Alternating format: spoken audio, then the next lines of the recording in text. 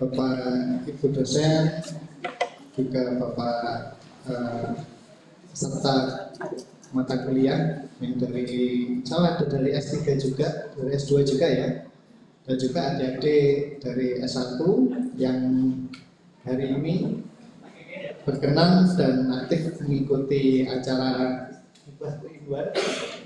Jadi kita ada beberapa kegiatan, ada yang dari Profesor Faisal kalau nggak salah, terus dari ini dengan Bapak Didi Setiadi, CEO Prasimax Inovasi Teknologi. Ya. Nanti akan cerita Pak ya, apa itu Prasimax ya. Ya, kalau saya kebetulan secara tidak sengaja beberapa tahun yang lalu ada interaksi ya, beli modulnya beliau. Nah, ini berkesempatan ngobrol panjang lebar dan beliau akan memberikan wawasan, memberikan pengalaman beliau sebagai praktisi dan profesional di bidang IoT. Ya.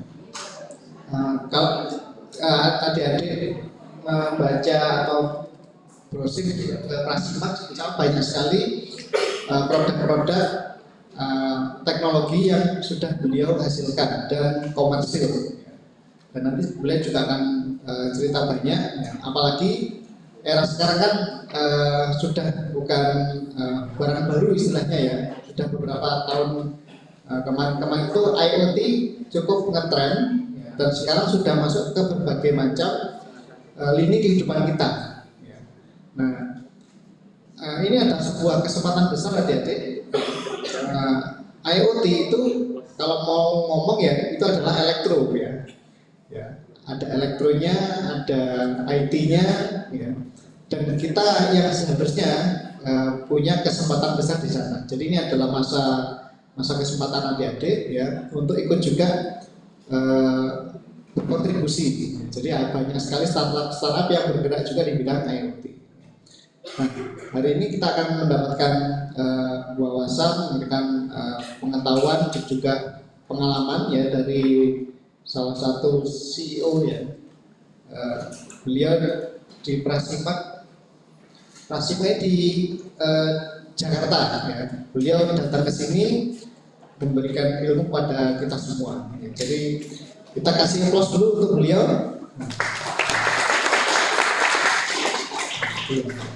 Terima kasih. Baik, untuk perkenalan langsung dari Bapak ya. Oke, langsung mulai aja. Waktu dan tempat kami persilakan.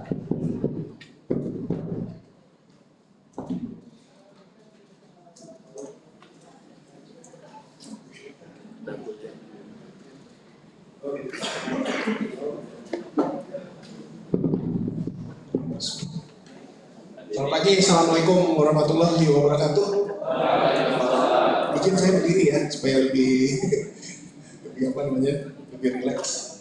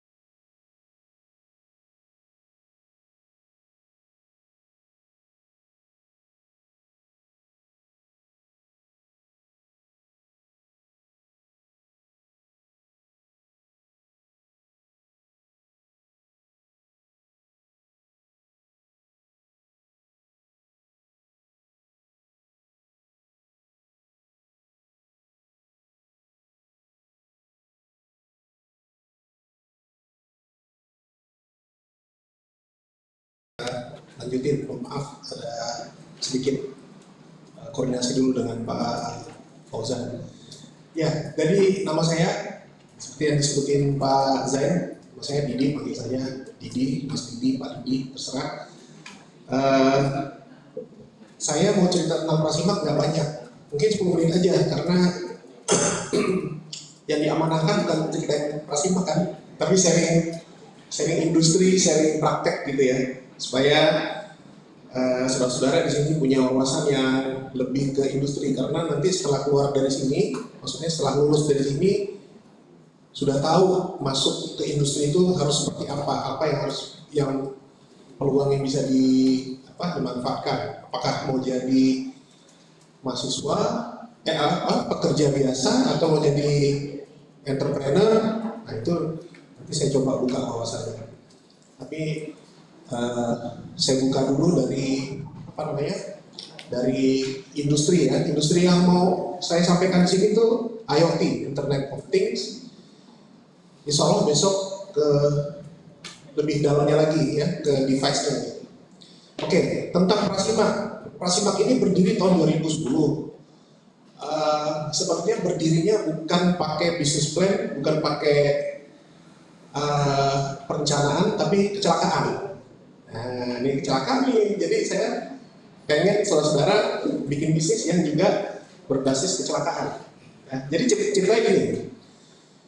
Dulu saya profesinya di bidang telekomunikasi. Itu dari sejak tamat sampai 2011. Ya. Telekomunikasi itu jadi engineer radio, seluler, kayak Telkomsel gitu ya. Tapi mulainya itu tahun kayak saya tamat itu 96, 98 terjadi reformasi, banyak kayak eksodus. Jadi banyak engineer yang cari duit di luar, gajinya dolar. Nah itu saya ikutan sana, di situ saya banyak dapat ilmu-ilmu tentang telekomunikasi. Nah di dalam perjalanan itu ada beberapa mahasiswa ya, di universitas lain dengan koneksi semika rupa kontak, Bang, lagi di Malaysia ya? Loh, kenapa? Di Malaysia itu kan ada pabrik Freescale. Ada yang tahu Freescale nggak? Ada yang tahu? Freescale. Freescale itu sekarang sudah dibeli sama NXP. NXP ada yang tahu? Arduino ada yang tahu? Nah, kalau Arduino tahu semua. Oke. Nah, saya ingin meng-unlock nih wawasan saudara-saudara, jangan di Arduino aja. Ya, jangan, karena semakin luas wawasan kita, semakin banyak yang bisa dikerjakan, diinovasikan gitu loh. Karena nggak semuanya bisa dengan Arduino. Kadang-kadang Arduino sedemikian mudahnya, ketika sudah membuat sebuah aplikasi, ya kan, gampang ditiru, gampang dicontek. Padahal kita ingin melindungi hasil karya kita gitu loh. Nah balik lagi, saya bilang kenapa di Malaysia kan ada pabrik Freescale. Jadi kami lagi ada kontes di ITB itu ya, Ikatan Mahasiswa ITB itu pada tahun 99 itu mengadakan kontes desain elektronika, tapi harus pakai Freescale. Nah, jadi untuk memenangkan kompetisi, siapa yang cepat dapetin contoh daripada chipnya? Saya bilang, loh emang, kebetulan saya kerja di Motorola, karena Freescale itu sebelumnya adalah Motorola DNA, jadi dia berubah kepemilikan menjadi Freescale, kemudian sekarang jadi NXP. Ya sudah, saya bantu, akhirnya ketemu lah. Saya kirim tuh ke Jakarta. Nah, terus ternyata mereka nggak juara, tapi seneng lah bisa bikin sebuah alat, terus di kompetisi, kalau nggak salah juara 3 atau juara 4 gitu, tapi seneng gitu kan. Nah, kita berkumpul, saya tanya, ini udah pada mau tamat ya? Iya, kayak saudara-saudara gini. Nah, ternyata itu satu kelompok itu 5 orang. 5 orang ini idealismenya luar biasa. Kan banyak tuh pekerja di luar yang melenceng ya, di bank, di BUMN, yang nggak berhubungan sama elektro. Kecuali telekomunikasi itu lagi booming zaman itu. Sekarang udah nggak begitu lagi ya. Terus kita mau tetap idealisme Bang, membuka kursus elektronik. Ya. Nah, akhirnya di 2003 kita bikin satu ruko, karena saya yang danain, kita sewa tuh ruko. Namanya waktu itu gini nih, mencari nama itu gini, saudara-saudara, pasti kalau kita mau branding harus cari nama itu unik. Unik itu artinya jangan ada yang bisa contek nama kita, ya. Caranya adalah waktu itu coba lihat di domain name pada tahun 2003 itu yang namanya Prasida Matra. Pokoknya inilah asal usulnya Prasima waktu itu. Jadi Prasida Matra itu, Prasida itu artinya angka, Matra itu sempurna. Nanti bisa lihat di Wikipedia arti Sanskertanya gitu. Kenapa angka sempurna? Anak-anak itu ya saya dengerin. Karena gini Bang, angka yang sempurna itu menurut kami adalah 0 dan 1. Yang lain nggak sempurna gitu. Oh gitu ya? Iya, kita mau cek. Ya atau tidak? Salah atau benar? 0 atau 1? Digital 0 atau 1? Kan gitu. Oke, setuju. Ternyata udah ada nama bank Prasida. Prasida juga. Tapi nggak pakai mantra, ya kan? Waduh, nanti sama tuh. Websitenya udah ada, ya. Oke, sekarang coba disingkat aja deh. Zaman dulu ya, sekitar tahun-tahun itu, apa yang berhubungan dengan X itu sepertinya seksi, gitu ya. Milenial, X-File, film-filmnya itu kan pakai XX semua tuh. Ada minyak wangi juga, XYL gitu kan, ya kan? Nah itu, jadi disingkat menjadi Prasima tambah X. Kenapa? Waktu kita mau bikin Prasima.com udah ada dibeli sama Pertamina untuk merek Oni. Jadi kita tambah X masih lowong. Nah itulah asal usul namanya. Lalu kita berjalan bikin training dan jualan modul-modul part-part elektronik. Nah salah satu pembelinya Pak saya. Jadi kita buka kios robot, buka apa gitu ya. Itu Prasima. Nah, tapi saya kasih tahu, ini bukannya menurunkan semangat saudara-saudara, antusiasme masyarakat kita waktu itu tidak ada di elektronika. Orang tuh kebanyakan yang pragmatis, belajar software, programming. Waktu itu masih Java ya, belum ada Python gitu, ya kan? Nah, tapi kita tetap jalan, kita tetap istiqomah, jalan aja terus, nggak apa-apa. Karena saya udah kemana-mana, saya lihat yang berkembang di negara yang lagi susah aja itu industri pengembangan elektronika itu masih jalan kayak di Argentina. Saya udah pernah ke sana. Jadi fakultas teknik yang elektro itu hidup tuh ininya eksperimen elektronikanya gitu. Jadi saya salut ya, padahal negaranya negara susah, negaranya cuma bagus di sepak bola doang gitu ya. Nah jadi kita jalan, bayangin 2023 sampai 2010 itu saya masih bekerja. Saya di Nokia, pindah dari Motorola ke Nokia. Somehow sekitar 2000 menjelang 2010 itu saya ngambil magister manajemen. Karena saya ingin belajar kenapa ini lembaga pendidikan kursus elektronik ini nggak naik-naik antusiasmenya. Mungkin manajemennya salah gitu kan. Saya ambil dan salah satu dari yang 5 orang tadi juga ngambil, tapi dia bagian operation, saya ngambil manajemen pemasaran. Nah singkat cerita, semuanya teori juga akhirnya gitu loh. Dan ada satu mata kuliah di situ yang namanya entrepreneur, bahwa entrepreneur itu harus punya keberanian, salah satu ininya, asasnya. Jadi kita harus berani apa? Berani hidup susah. Itu udah satu ya. Nah kemudian ada salah satu dosen saya itu dekat sama orang Telkom.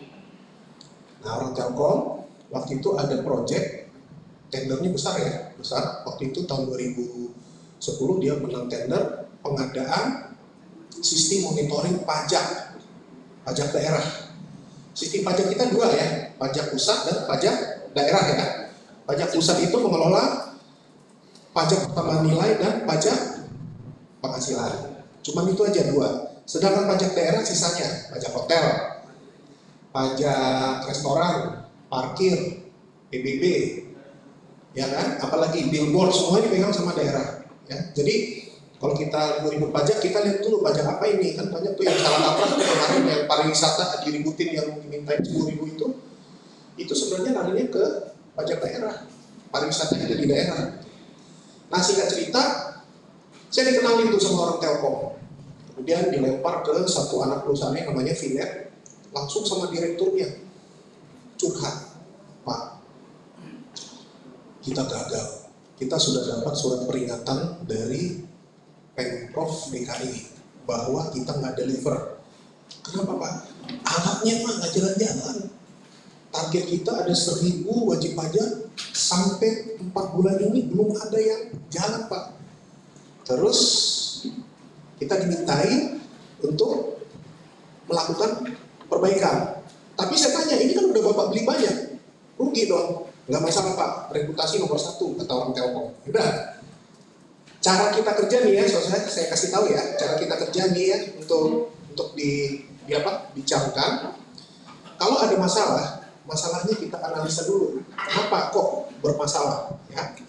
Jadi kita bawa itu ininya alatnya itu, alat untuk memonitor transaksi di itu ya, di POS itu kan. Nah ternyata dari sisi desain casingnya udah salah. Dia pakai besi. Kenapa Pak pakai besi? Saya tanya orang Telkom. Bandung Pak. Orang Bandung ya, bukan orang ITB ya, orang Bandung. Oh gitu. Ini berat Pak. Kalau berat kan susah di fraud gitu ya, dicailin gitu. Gitu. Tapi jangan besi Pak. Karena di sini ada radio di dalamnya. Radio itu beresonansi, itu bikin rusak. Ada namanya EMC. Saudara tahu EMC? Electromagnetic Compliance. Catat ya, karena sekarang aturan pemerintah untuk alat-alat elektronik itu harus ada sertifikat approval, salah satunya adalah EMC-nya harus terpenuhi. Berantakan di dalamnya, karena kan di situ ada SIMCOM, ada apa gitu, berantakan. Terus yang kedua, zaman dulu belum ada Arduino saudara. Dulu tuh banyak orang bikin dari Atmel VR gitu ya, itu banyak yang pabrikan lokal yang udah bisa bikin sistem minimum. Saya nggak ada yang punya ide bikin kayak Arduino gitu ya, disederhanakan IDE-nya gitu ya. Nah itu juga antara baseboard dengan itunya itu ada problem di situ. Jadi banyak problem. Lalu kita balik ke direktur, gimana? Bisa nggak Bapak? Saya tanya sama tim, bisa. Tapi saya tanya lagi ke tim. Nah ini saudara kalau bikin startup, kalau sebagai leader tanya gini, ini kerjaan negara loh. Kalau kita salah, kita nanti bisa dipanggil gitu kan. Karena kan kalau kita salah kan panggil lah gitu ya, sama BPK, sama kejaksaan gitu kan. Kenapa kalian yakin? Saya tanya sama tim yang tadi lomba tadi kan kita udah bareng-bareng nih bikin training. Bang, kita banyak mensupport Politeknik Jakarta, UI, kalau lomba robot. Basically 50% kerjaan itu kita yang ngerjain. Oh berarti bikin robot bisa kalian ya? Bisa Pak. Bikin robot itu, desain robot itu lebih kompleks pada barang ini. Artinya ini lebih sederhana. Oke, kalau gitu keyakinannya saya bilang sama direkturnya sederhana. Udah saya balik lagi sama direkturnya, siap. Nah, waktu kita mendirikan itu, training center itu nggak ada badan hukumnya, tapi kita bikin yayasan. Kenapa? Kalau bikin training center tuh lebih bagus yayasan, karena kan bukan profit oriented ya saudara ya. Diketawain sama direkturnya Vinet. Nggak ada dalam sejarahnya Telkom bertransaksi, berkontrak dengan perusahaan atau organisasi dengan badan hukum yayasan. Jadi gimana Pak? Bikin PT. Itu yang kecelakaannya. Jadi itu PT yang Prasimak itu berdiri gara-gara kita harus bikin PT itu. Kecelakaan kan namanya kan? Artinya kan kita emang nggak ada niat bikin PT sebenarnya. Kalau nggak ada momentum itu, sampai sekarang itu kita masih tetap yayasan untuk training elektronik. Ya. Nah jadi gitu saudara-saudara sejarahnya, dan alhamdulillah desain prototipe kita berjalan langsung dikasih PO. Kasih PO belagapan kan, belum pernah megang uang sekian M gitu kan. rekening dan akhirnya kita jalani. Problem berikutnya adalah kita tidak punya pengalaman manufacturing. Nah ini saudara-saudara, jadi walaupun sarjana elektro, jangan bilang manufacturing urusannya teman-teman di teknik industri, jangan. Tetap anak elektro punya peran, punya tanggung jawab di situ, ya kan, untuk mendesain mesinnya itu ya, setup itu juga anak elektro. Ya industri kan cuma proses gitu ya. Itu saya masih di Nokia. Ya, di Nokia itu kan ada knowledge management. Saya bisa masuk kemana-mana tuh, ke bagian pabriknya. Gimana nih? Oh, adalah bicara besar tentang supply chain. Jadi kan kalau baca-baca berita, apa kelemahan Indonesia? Supply chain-nya. Benar itu, benar banget. Benar banget. Jadi nggak ada pabrik komponennya di sini, semuanya impor. Jadi nanti sistem logistiknya gimana?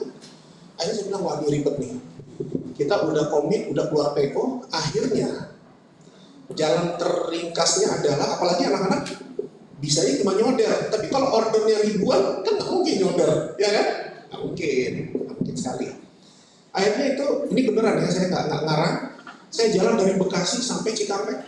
Saya cari itu pabrik elektronik, dapat tuh ada sekitar 5. Kebanyakan perusahaan, bukan perusahaan Indonesia ya, ada yang perusahaan Malaysia, ada perusahaan Korea gitu ya, ada perusahaan Singapura, pokoknya bukan pemiliknya Indonesia. Semuanya reject. Emang lu mau bikin berapa? Mau bikin 1000 dulu? Enggak. Di sini kita lagi ada aktivitas bikin puluhan ribu customer kita. Saya nggak mau mati proses hanya untuk numpang bikin 1000. Sedih tau nggak? Sedih saya. Waduh, ini gimana ya? PO udah ditahan, ya. Terus saya minta DP kan? DP pun dibayar karena mereka kepepet. Ya kan? Bisnis semakin enak kalau customer-nya lagi kepepet.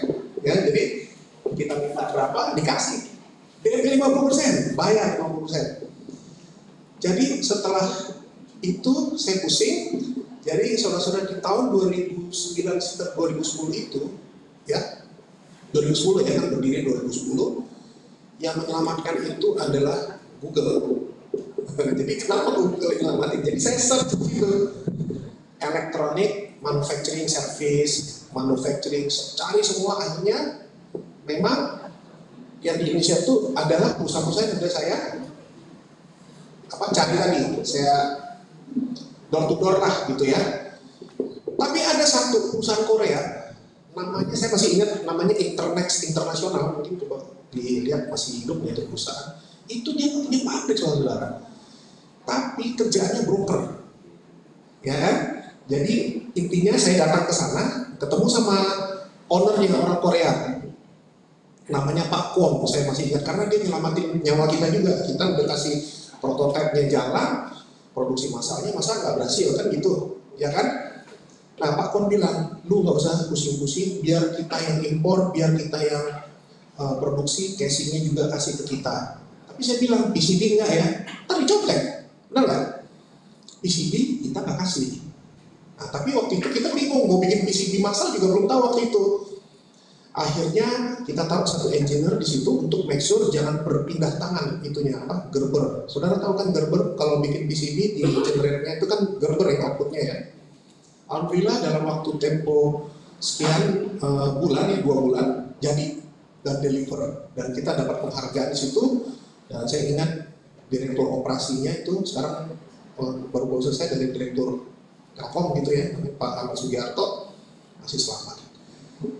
Selamat dari surat cinta kedua dari Pemprov Jakarta waktu itu. Udah jalan tuh. Nah, ini ada satu informasi juga buat saudara-saudara yang harus diperhatikan, bahwa kita menganggap alat itu adalah pertama di dunia. Asumsi ya. Jadi kita bersepakat, saya dan ber5 orang itu membuat paten. Jadi kita patenkan tuh saudara. Kita patenkan, waktu itu tidak punya pengalaman membuat paten. Tapi kita tanya-tanya kan, kita buat juga. Dan itu di 2011 kita bikin patennya. Tapi di granted itu di 2016, 5 tahun. Kenapa? Karena acak-acakan. Judulnya disuruh ubah, isinya, kontennya nggak boleh ada kata-kata marketing. Mau tahu nggak judulnya apa waktu itu? Namanya Sikap Mesra. Wah, benar, demi Allah, Sikap Mesra. Jadi saya karena belajar marketing, jadi itu nggak boleh. Kalau di paten itu harus nama ilmiah, nama engineering, nama teknis, nggak boleh kemana-mana. Padahal maksud saya ada sistem penangkap mesin kasir kan? Kasir pajak, akhirnya kan untuk pajak gitu. Nggak boleh, ganti semua. Semua kontennya yang ada kata-kata sosial marketing ganti dengan istilah engineering. Udah, makanya lama. Alhamdulillah granted. Nah ternyata ini berguna sekali karena kita di sekitar 2015 itu berkembang ini praktek daripada monitoring pajak ini. Yang namanya uang itu pasti banyak yang akan masuk di situ, sektor itu. Jadi banyak yang melakukan tindakan-tindakan yang tidak baik. Jadi setelah kontrak itu selesai, diambil alih bukan Materkom lagi, tapi sama BRI. Mohon maaf nih saya, di sini kita kebebasan akademik ya, sama BRI nggak dipakai lagi. Harusnya kan kita ya, karena kita menganggap itu penemuan kita gitu ya, invensi kita. Dibawa itu contoh ke Korea. Di Korea, dicontek sama LG. Jadi nanti kalau Google, di Setiadi, Prasimak, LG keluar tuh berita-beritanya. Coba aja di ini. Sampai ke pengadilan saudara-saudara. Ya kan? Dan alhamdulillah karena kita bikin paten, ya happy ending. Jadi kita berdamai, yang kita damai LG Koreanya, dan kita dapat kompensasi ganti rugi. Nah, itu aja sih cerita manisnya tentang Prasimak. Seterusnya banyak beberapa permintaan dari perusahaan satelit, kita bikin tracking antena, ya. Antena waktu itu PSN itu dulunya ya bisnisnya itu satelit bekas. Terus kita ada beberapa lagi seperti smart speaker yang AI itu juga baru selesai kita kerjakan, itu eksperimen dari Telkom, tapi nggak tahu apakah mau diproduksi massal, kita lagi nunggu. Dan banyaklah saudara-saudara. Jadi saya berharap ini menginspirasi. Kalau memang mau istiqomah konsisten di elektronika, ayo kita bisa kok gitu loh. Nah tapi wawasannya dibuka gitu saudara-saudara. Jadi tadi ditanya NXP nggak ada yang tahu, Freescale nggak ada yang tahu, Arduino tahu gitu kan. Saya harap kita membuat sebuah komunitas nih di antara sesama mahasiswa untuk sama-sama cari informasi. Misalnya ada satu mikrokontrol yang khasnya itu untuk AI ada, yang khasnya untuk di LCD-nya dia bagus banget. Ya, ada. Dan masing-masing ada. Ada juga yang bertenaga semuanya bisa, gitu kan. Nah, itu kita bisa berkomunikasi. Mungkin bisa lewat Pak Zain atau Pak Ozan gitu, atau saya langsung gitu ya. Dan banyak yang bisa kita kerjakan, banyak yang bisa kita inovasikan. Oke, itu dulu ya tentang Prasimak. Kita masuk ke sharing ya, sharing session. Bukan kuliah Pak, saya dosen dulu. Jadi IoT. Nah, IoT itu sebenarnya saya mau tanya di sini, ada nggak yang pernah pakai Google Trend? Ada? Ada yang pernah pakai Google Trend? Ketik aja di browser sekarang Google Trend. Buka Google Trend, bagi yang pakai laptop itu lebih bagus karena grafiknya terkelihatan. Dari Google Trend, buka worldwide, jangan Indonesia, kalau Indonesia kan di Indonesia aja. Ketik Internet of Things, pakai quote. Kasih tahu sama saya, tahun berapa mulai orang banyak ngomong IoT?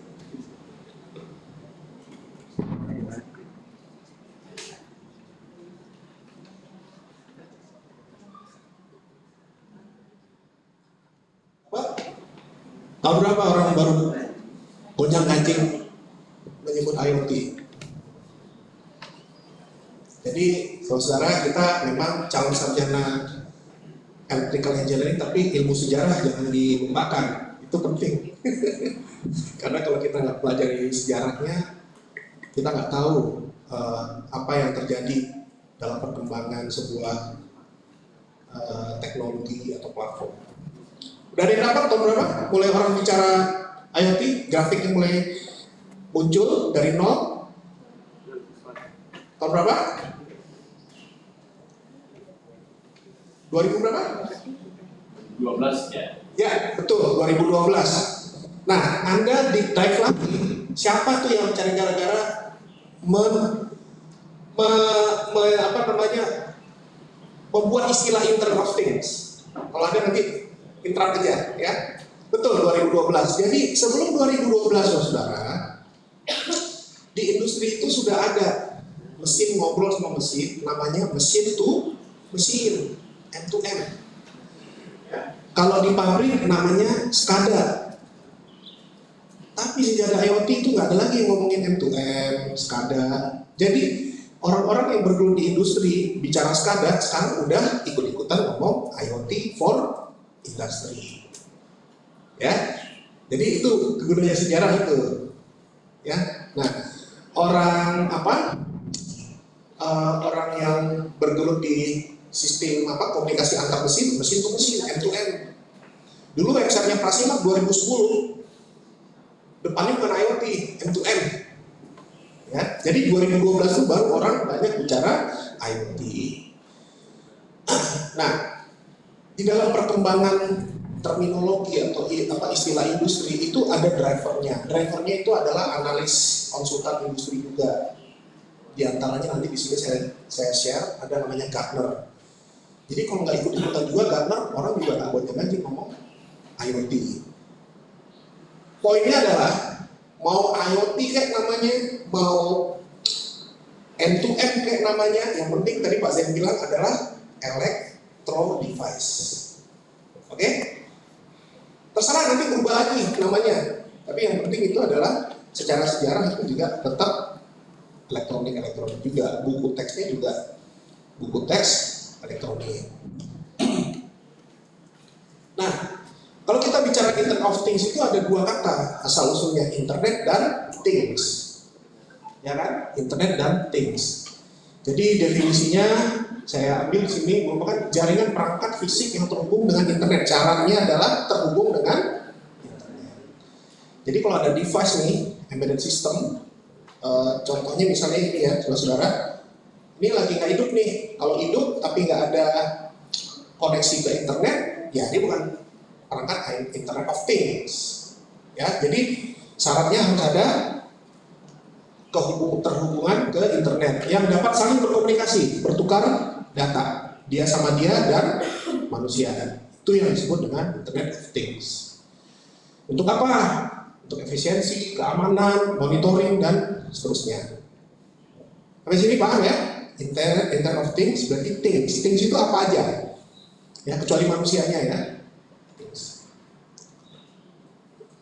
Nah, lalu internet itu apa?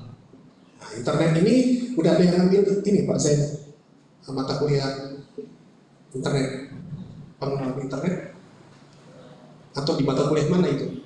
Udah ada belum? Kalau belum, oh oke, komunikasi data ya, mungkin ya. Nah kalau gitu, saya sampaikan di sini. Jadi internet itu sebenarnya berasal dari singkatan interconnect network. Jadi antar jaringan itu berkoneksi ya. Nah, kalau kita bicara koneksi itu kan berarti kan harus ngobrol. Mesin dengan mesin itu harus ada bahasa. Bahasa mesin itu supaya mesin satu dengan mesin lain itu istilahnya protokol. Ini manusia juga ada protokol kan, misalnya protokol Madrid, protokol apa gitu ya, kalau lagi pembahasan di PBB gitu kan, itu masalah bahasa. Jadi harus ada protokol, dan protokol yang paling masyhur, yang paling terkenal, yang sering kita pakai itu sampai sekarang itulah protokol TCP/IP. Ya, jadi itu internet.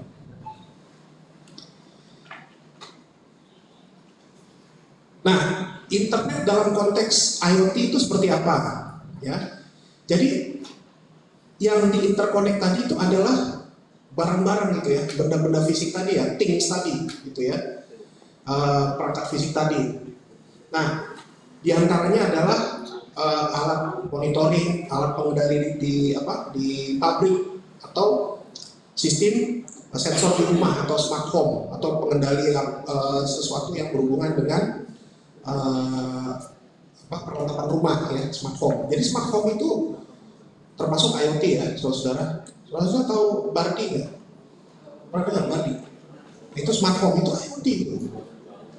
Nah, kalau saya diizinkan sama Pak Zen, nanti tugasnya bikin Bardi, Pak.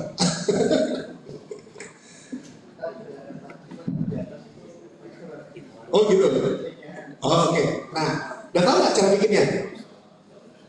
Mau saya share cara bikinnya? Mau ya? Bikin project ya? Ya. Nah, kalau kita bicara internet saja ya, saudara, sejarahnya itu dimulai dari akhir tahun 60-an, ya, ARPANET.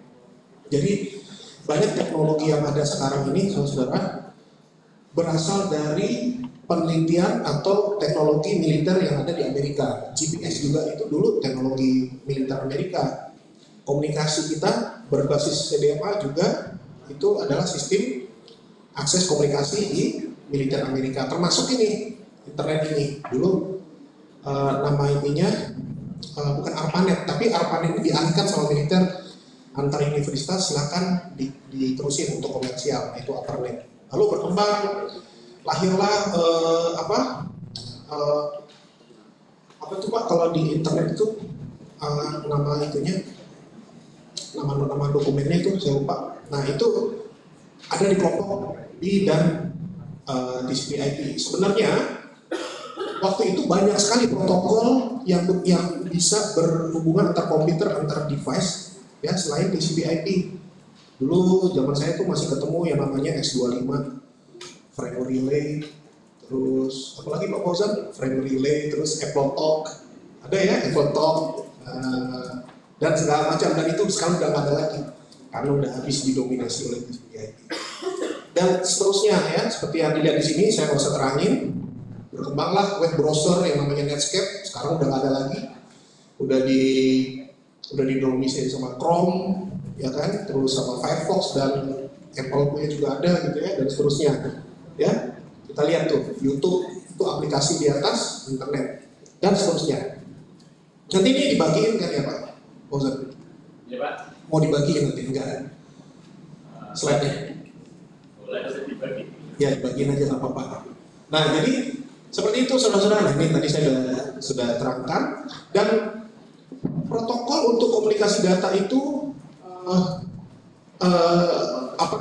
berangkat dari yang TCP/IP tadi. Jadi berupa data dipaket-paketin. Karena apa? Zaman dulu itu kenapa disilang paket data? Zaman dulu itu sistem pengiriman informasi itu dengan sirkuit, ya, dengan sistem penyambungan sirkuit itu zaman dulu. Sekarang itu sirkuit itu sudah over paket data gitu ya. Nah itu perkembangannya seperti itu. Nah, masa itu sekarang saudara udah nggak lewatin lagi. Tapi yang jelas sirkuit switch itu lebih jernih lah kalau dipakai untuk komunikasi suara ya. Tapi di atas paket data atau TCP/IP itu sudah bisa menyamai kualitas suara dari sirkuit switch. Nah ini waktu pas di ARPANET bagaimana membuat jaringan topologi internet. Jadi belum kelihatan tuh IP address-nya belum kelihatan. Ya, jadi saudara-saudara mungkin kalau bikin topologi jaringan nggak kayak gini, lebih memenuhi kaidah TCP/IP ya. Nah ini revolusinya ya. Jadi waktu itu ada namanya Charlie Klein. Nah ini mahasiswa di UCLA ya, tahun itu dia yang membuat peta. Kemudian kalau Ray Tomlinson itu yang pertama kali membuat email yang pakai Akeong itu. Email pertama itu oleh Ray Tomlinson ya, dan di keyboard, kenapa keyboard itu di atasnya QWERTY? Nah ini juga orang-orang inilah yang, dan itu semua mahasiswa. Kenapa? Karena militer Kementerian Pertahanan Amerika menyerahkan kepada universitas. Nah jadi saya harap ya mahasiswa UB juga satu saat juga harus bikin sesuatu lah gitu ya. Karena kan Google juga kan dari mahasiswa juga ya, maksud Google juga dari mahasiswa gitu ya. Mudah-mudahan di sini apa gitu ya. dari IoT-nya muncul bikin apa gitu ya, yang bikin heboh lah seperti Elon Musk dengan apa Starlink itu kan, kalau ribut-ribut. Nah, jadi protokol TCP/IP itu menjadi dasar revolusi internet. Jadi nanti saudara-saudara akan berhubungan dengan IP address, MAC address, port, ya, dan seterusnya. Ya. Itu semua di dalam protokol. Nah, untuk memahami protokol TCP/IP ini, saudara-saudara, kita harus paham dulu tentang 7 layer di dalam koneksi atau konektivitas interconnect network tadi. Ada yang udah pernah baca tentang standar itu? OSI layer yang 7 layer itu? Ada? Udah diajarin itu? OSI layer? Udah ya? Yang pertama paling bawah layer apa? Hah? Layer? Isi? Iya. Wah, hebat. Kalau yang kedua Pak, layer apa? Data. Yang ketiga network. Kemudian transport. Nah, jadi fisik, data, network, transport itu sebenarnya layer 4 pertama yang paling penting. Nah, operating system Windows tuh yang pakai itu aja yang penting. Nah, di Internet of Things sebenarnya device-nya, TICS-nya ada di mana? Ada di bawah itu, yang 1, 2 itu. Ya, oke, saudara. Nah, kita ngomong dulu nih tentang OSI layer. Nah ini Pak. Jadi layer 5 ke atas itu lupain dulu deh. Kita anak elektro, ya, mahasiswa elektro, pentingin yang hijau sama yang biru tua sama biru muda. Ya, thingsnya itu yang ada di warna hijau. Bareng dia. Oke. Nah, physical layer itu ada yang bisa bantu saya? Medianya apa aja? Untuk mengalirkan satu data dari satu device ke device lain lewat apa? Hah? Satu lewat kabel. Yang kedua lewat radio. Yang ketiga lewat cahaya. Bisa dihantarkan lewat serat kaca atau serat optik. Ya, jadi cuma 3. Baru 3 nih penemuannya. Kabel, radio, optik. Itu di layer 1. Nah, yang bikin itu kan cuma Presiden Matra tadi kan? 010110, nggak ngerti kita kan? Iya kan? Benar nggak? Di layer kedua, dipilah-pilah, dipaket-paketin, sehingga itu punya arti. Nah, itulah di standar protokolnya ada. Jadi saudara kalau mau baca buku tentang TCP/IP, coba di browse TCP/IP Prasimax. Di situ ada PDF-nya, udah kemana-mana itu. Pak Ono Purbo seneng banget sama buku Prasimax itu. Itu kita terbitkan waktu pas 2004 atau 2003 tuh, waktu masih belum jadi PT itu. Silakan aja nanti. Boleh di-download itu gratis sekarang. Nah, itu bagaimana mempelajari dari layer 1 ke layer 2 dan ke atas. Gitu ya. Nah, itu dari TCP/IP, dari OSI layer. Komputer dan network device yang kita IoT tadi nanti banyak di layer 1, 2 ini. Jadi IoT itu, thingsnya itu lebih banyak berperannya di layer 1 dan layer 2. Nah, kita naik lagi ke atas tentang dunia kita, yaitu dunia elektronika. Jadi di elektronika itu yang saudara pelajari itu ada tentang kontrol sistem, ada dengan sinyal processing, elektronikanya juga sendiri, terus power dan energi, frekuensi dan telekomunikasi. Semuanya ini, ya, itu semuanya ini bisa dikendalikan, dimonitor lewat IoT.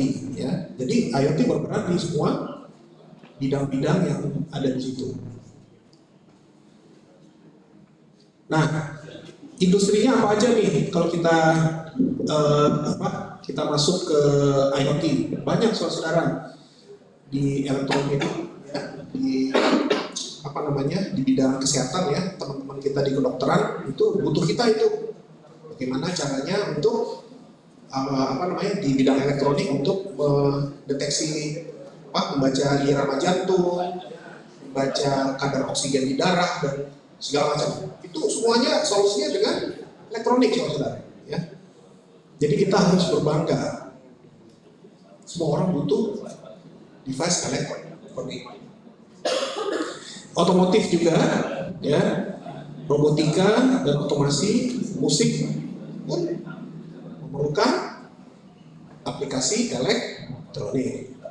Nah ini kita udah bicara tentang things-nya ya. Nah sekarang saya mau bawa tentang industrinya nih saudara. Kalau kita bicara IoT, ya saya ingin membuat peta. Ini petanya seperti ini ya. Jadi kita bagi lagi industri yang berhubungan dengan IoT atau bisa terlibat di penerapan IoT itu kelompoknya pertama ada core network, jaringannya, jaringan penyedia jasa networknya, ya. Kemudian servisnya. Jadi IoT kalau nggak ada servisnya percuma aja. Kita kan nggak tahu apa yang terjadi dan apa yang harus kita beri aksi terhadap sebuah device. Nah, terus aplikasinya termasuk device-nya. Siapa yang bikin device gitu ya? Nah, di sini saudara bisa lihat. Kalau kita bicara tentang jaringan, penyedia jaringan tuh sebenarnya ada vendornya, ada operatornya, ya. Nah, kebetulan di sini kelihatan tuh Telkomsel, Indosat, Excel, Telkom. Oke? Mereka BTS-nya pakai apa? Jaringannya pakai apa? Jaringan switchingnya pakai apa? Pakai Nokia, Cisco, Huawei, Ericsson, ZTE, dan seterusnya. Itu semua keluarga besar IoT, tapi dari segmen penyedia jaringan. Jadi saudara tahu ya. Jadi kalau masuk kerja di Telkom, di sini ada IoT-nya nggak? Pasti ada. Cari pasti ada. Terus masuk ke Huawei misalnya, mereka lagi bicara IoT nggak? Pasti mereka bicara IoT. Ya. Berangkat ke sini servis. Nah ini servisnya banyak nih saudara. Jadi servis ini termasuk desain, termasuk perancangan. Ya. Nah kami di Prasimak itu lebih ke aplikasi, bikin device-nya. Ya. Nih seperti sini. Kelihatan ya? Nih, ini kita petain di sini. Nah, tapi at the end nanti antara servis dengan aplikasi itu ada yang hybrid. Dia juga termasuk servisnya, dia juga termasuk pembuat device-nya, gitu ya. Contohnya ini ada Telit. Kalau saudara-saudara browsing Telit itu yang bikin modem kayak Simcom, tapi dia juga ada servisnya, ada dashboardnya. Jadi dia nggak jual device-nya aja, ya. Yang nanti saya mau share untuk tugas itu sebenarnya belum ada di sini, masih lama nih slide-nya. Yang Bardi itu servisnya ada, ya. Device-nya juga ada kan? Servisnya dari mana? Layanan dia memberikan informasi kan lewat mobile app kan? Bener nggak? Nah itu servis. Itu contohnya Bardi. Nah, kalau yang device-nya aja ini Prasimak. Tapi kita butuh device-device-nya dari Simco, Microchip, Semtech, ya, dan seterusnya. Oke. Kemudian aplikasinya ada juga yang berbasis software. Dulu ada namanya Android Things, tapi dimatiin sama Google karena nggak terlalu hidup, ya, nggak terlalu hidup. Dulu ada namanya Android Things. Nah, user-usernya ya kita atau perusahaan-perusahaan corporate, ya. Toyota berarti end user untuk sistem IoT di mobil-mobilnya. Tesla seperti itu ya, dia juga punya IoT. Nah, jadi ini bagaimana caranya kita memetakan industri Internet of Things, saudara. Kira-kira ada yang bingung nggak di paparan ini ekosistem? Ada yang mau ditanyain nggak? Kenapa mematakannya begini? Ada yang mau tanya? Lanjut ya, diterima aja dulu ya, itu ya. Oke. Nah, tapi di sini ada juga nih ARM. ARM ini sebenarnya dia itu perusahaan yang menjual arsitektur RISC, arsitektur komputer.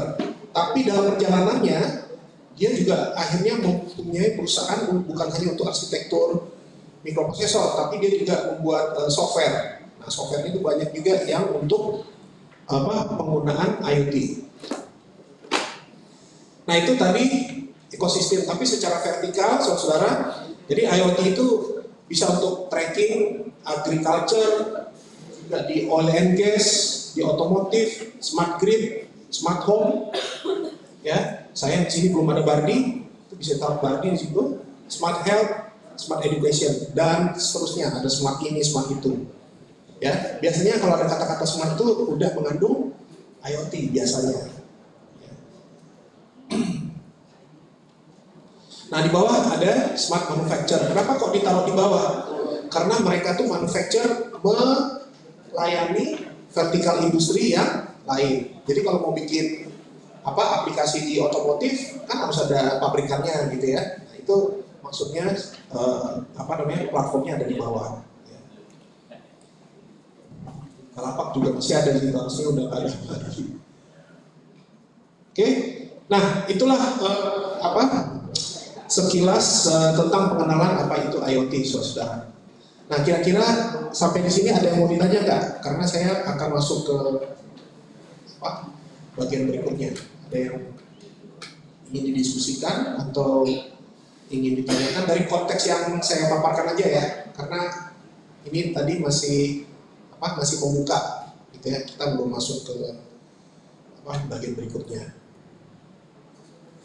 Silakan kalau ada yang mau didiskusikan.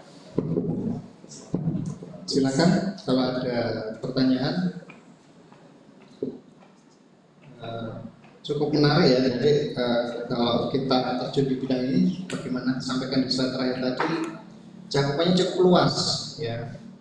Masih bidang-bidang yang bisa kita masuki atau kita bisa berkontribusi itu cukup luas. Jadi silakan kalau ada yang mau ditanyakan, ya silakan perkenalkan nama, angkatan juga. Sama biar pendengar,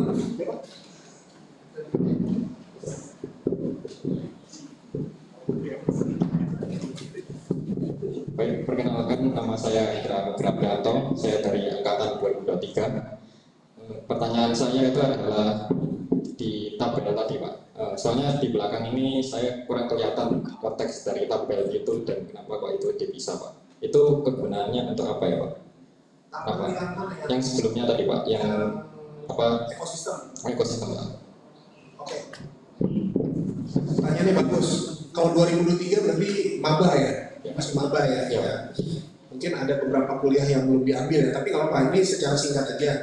Kalau kita memasuki sebuah lingkungan, nggak usah ngomong elektro dulu, berarti kita kan harus tahu ekosistem. Kalau di rumah kita, berarti ekosistemnya ada, selain manusia ada peliharaan kucing, misalnya kan, ada ada tanaman, ya kan, terus ada yang benda matinya, mobil, kendaraan, itu kita bisa analogikan seperti itu. Nah, misalnya mobil, siapa yang bikin mobil, ya kan? Terus kucing, siapa yang melahirkan kucing? Oh, induknya, ya kan? Dengan cara apa? Beranak. Kalau kita punya peliharaan ayam, berarti ekosistemnya dengan bertelur. Jadi rantai dia sampai di ujung itu, yang mana kita sebagai objek terakhirnya? Kalau tadi kan objek terakhirnya kan sudah itu adalah kita. Jadi kalau kita bawa ke lingkungan, itu seperti itu ekosistem. Jadi kita melihatnya ini ekosistem di bidang, kalau kita bicara IoT. Kalau tadi saya kasih contoh ekosistem kalau kita lagi berada di lingkungan rumah. Beda lagi kalau misalnya masuk ke bawah laut gitu ya, ekosistem laut lain lagi tuh. Ada ikan, ada paus, ya kan. Terus paus ini predator atau apa ya? Kalau yang dimakan itu apa? Kalau yang memakan kan predator, gitu kan. Nah, hiu itu predator, seperti itu. Jadi itu keterhubungannya. Jadi kalau ada yang pincang, dia nggak jadi. Ya kan, kalau predatornya mati, makin banyak tuh yang jadi mangsa predator, gitu kan. Nah, itu yang namanya ekosistem. Jadi saudara-saudara, kenapa disuguhi itu gunanya apa? Supaya kita tahu, oh ekosistemnya seperti itu. Di Indonesia ada nggak ya? Tadi kan ada yang tengah-tengah Indonesia nggak banyak tuh, ya kan pusat-pusatnya kan Indonesia lebih banyak ke kiri sama paling kanan, ya kan? Artinya kalau bisa melihat itu di dalam ekosistem IoT kita mau masuk di mana, kita bisanya apa, itu gunanya, oke? Ya. Terima kasih Pak. Ada lagi yang mau tanya? Tadi siapa namanya? Endra Pak. Endra.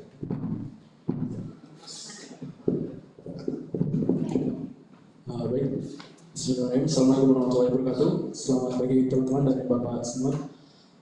Izin perkenalkan diri Pak, nama saya Raffi dari Teknik Elektro Angkatan 22. Pertanyaan saya terkait perusahaan operasi Maxi Pak. Tadi saya membaca deskripsi perusahaannya itu model bisnisnya itu yang OEM dan ODM. Nah itu saya ingin bertanya, mungkin itu lebih ke raw material dari industri, terus di rebrand sama Praximax atau bagaimana? Kemudian saya juga lihat di webnya itu terkait lowongan, itu saya tertarik ke lowongan magangnya, tapi di sana syaratnya lulusan Pak. Apakah ada yang tersedia buat mahasiswa gitu? Terima kasih. Oke, terima kasih Mas Raffi. Saya jawab yang pertama dulu ya. Sebenarnya saya ada slide-nya, tapi saya harus cari dulu nih Pak. Nah, mungkin butuh waktu 1 menit sih kalau diizinkan nyari, ada jawabannya sih. Apa ya? Tapi itu masih bisa ada kaitannya juga dengan elektronika dan itu kok IoT.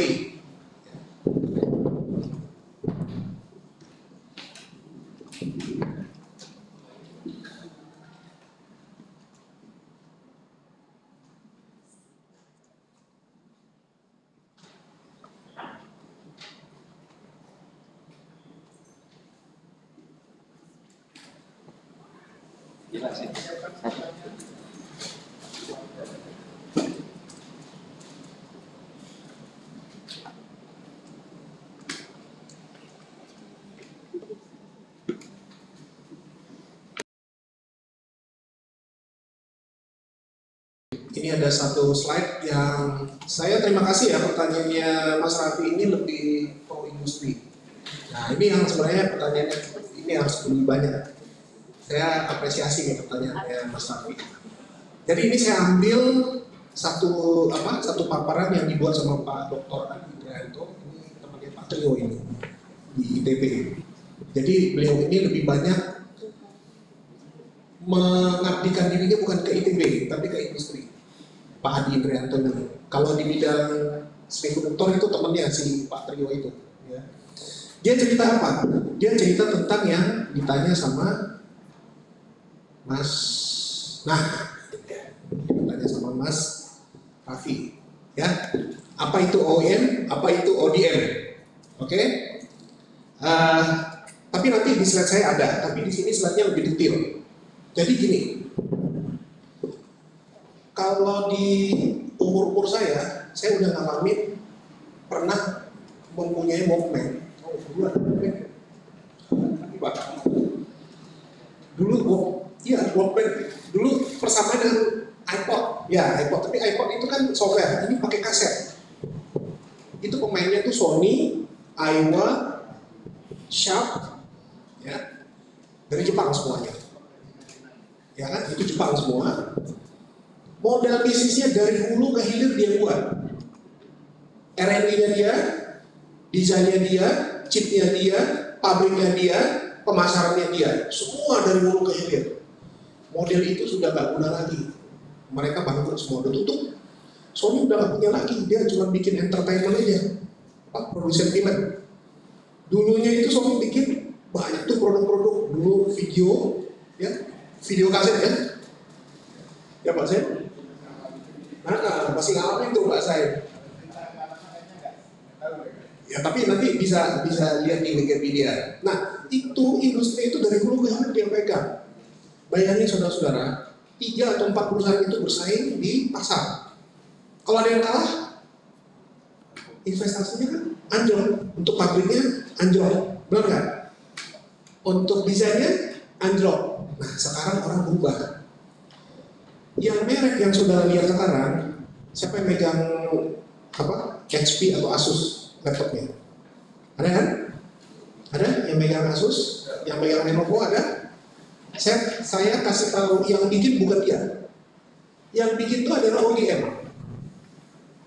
Yang bikin itu adalah design house. Dia cuma taruh merek. Saya tanya, Barbie siapa yang bikin? Bukan Barbie yang bikin.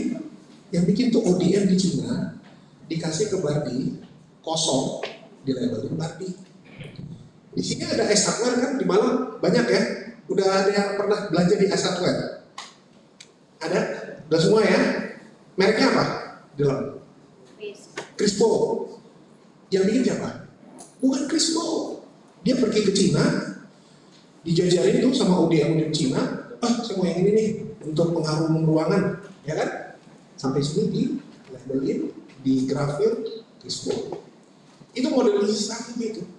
Kalau dulu enggak, yang labelnya dia juga yang desain, dia juga yang manufaktur. Sekarang enggak.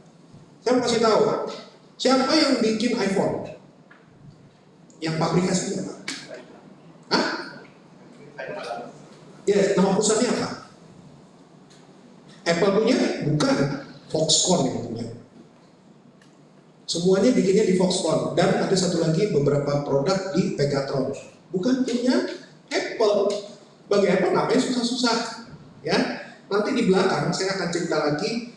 Ada sebuah perusahaan yang sekarang lagi melonjak menjadi perusahaan terkaya di dunia, namanya Nvidia. Nvidia itu punya pabrik nggak? Enggak. Nggak punya. Pabriknya di mana? Di Taiwan, namanya TSMC. Nah, modelnya itu sekarang begitu. Ya, jadi pertanyaan Pak, apa sih ODM? Prasimat itu adalah perusahaan ODM. Dia cuma desain. Nah, tadi saya cerita ada Telkom tuh bikin smart speaker. Kalau dia udah puas dengan prototipe kita, langsung dia pasarkan, tapi namanya Telkom. Rencananya mau dinamain namanya IndiHome. Kenapa? Wake-wordnya waktu itu kita di ordernya bukan Hai Google, bukan Alexa, bukan, tapi Hai Indi. Hai Indi langsung. Terus ya, apa yang bisa saya bantu? Kita bikin tuh. Tinggal ini aja, cuman sebenarnya saya nggak boleh kasih tahu dulu, itu masih dirahasiakan dulu. Kecuali nanti kalau udah dikomersialkan. Hai Indi. Jadi Telkom itu IndiHome bisnisnya digabung sama Telkomsel untuk penjualannya gitu. Ya, jadi paham ya. Nah, saya ingin dorong saudara-saudara tamat dari sini bikin ODM. ODM-nya mau susah-susah ya, itu aja untuk Barbie. Jadi nanti saya akhir ini nanti tinggal 5 menit lagi atau 10 menit lagi saya tayangkan di mana nanti ekspor, dari sana terinspirasi bikin produk. Kalau perlu nanti kalau diizinkan sama Pak saya mau bikin yang ini, ya. Itu IoT banget dan bisa dibisniskan. Saudara kalau bisa bikin salah satunya pergi ke Zyrek, nih proposal saya, mau beli nggak? Oh ya beli. Tapi bikin perjanjian, setiap penjualan dapat royalti, ya royalti atau komisi. Itu caranya begitu. Insya Allah bisa lah ya dari UB akhir. Ya kan tadi di UCLA ada, dari Berkeley ada kan, harus ada di sini. Nah jadi ini Mas Raffi, kita ada, tapi kan di sini chip vendor yang bikin chip. Siapa aja yang bikin chip? Prosesor, Intel, AMD, apa lagi? Qualcomm, MediaTek, ada lagi nggak? Kurang lebih 4 itulah ya. Emang dia bisa jualan? Kalau nggak ada yang desain, siapa yang desain? Kita, Prasimat. Kita bisa nggak Pak? Bisa. Toolsnya cuma atau Altium. Ada yang pernah pakai Altium?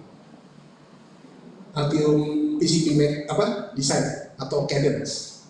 Nah itu toolsnya Pak. Kalau yang versi akademik murah Pak.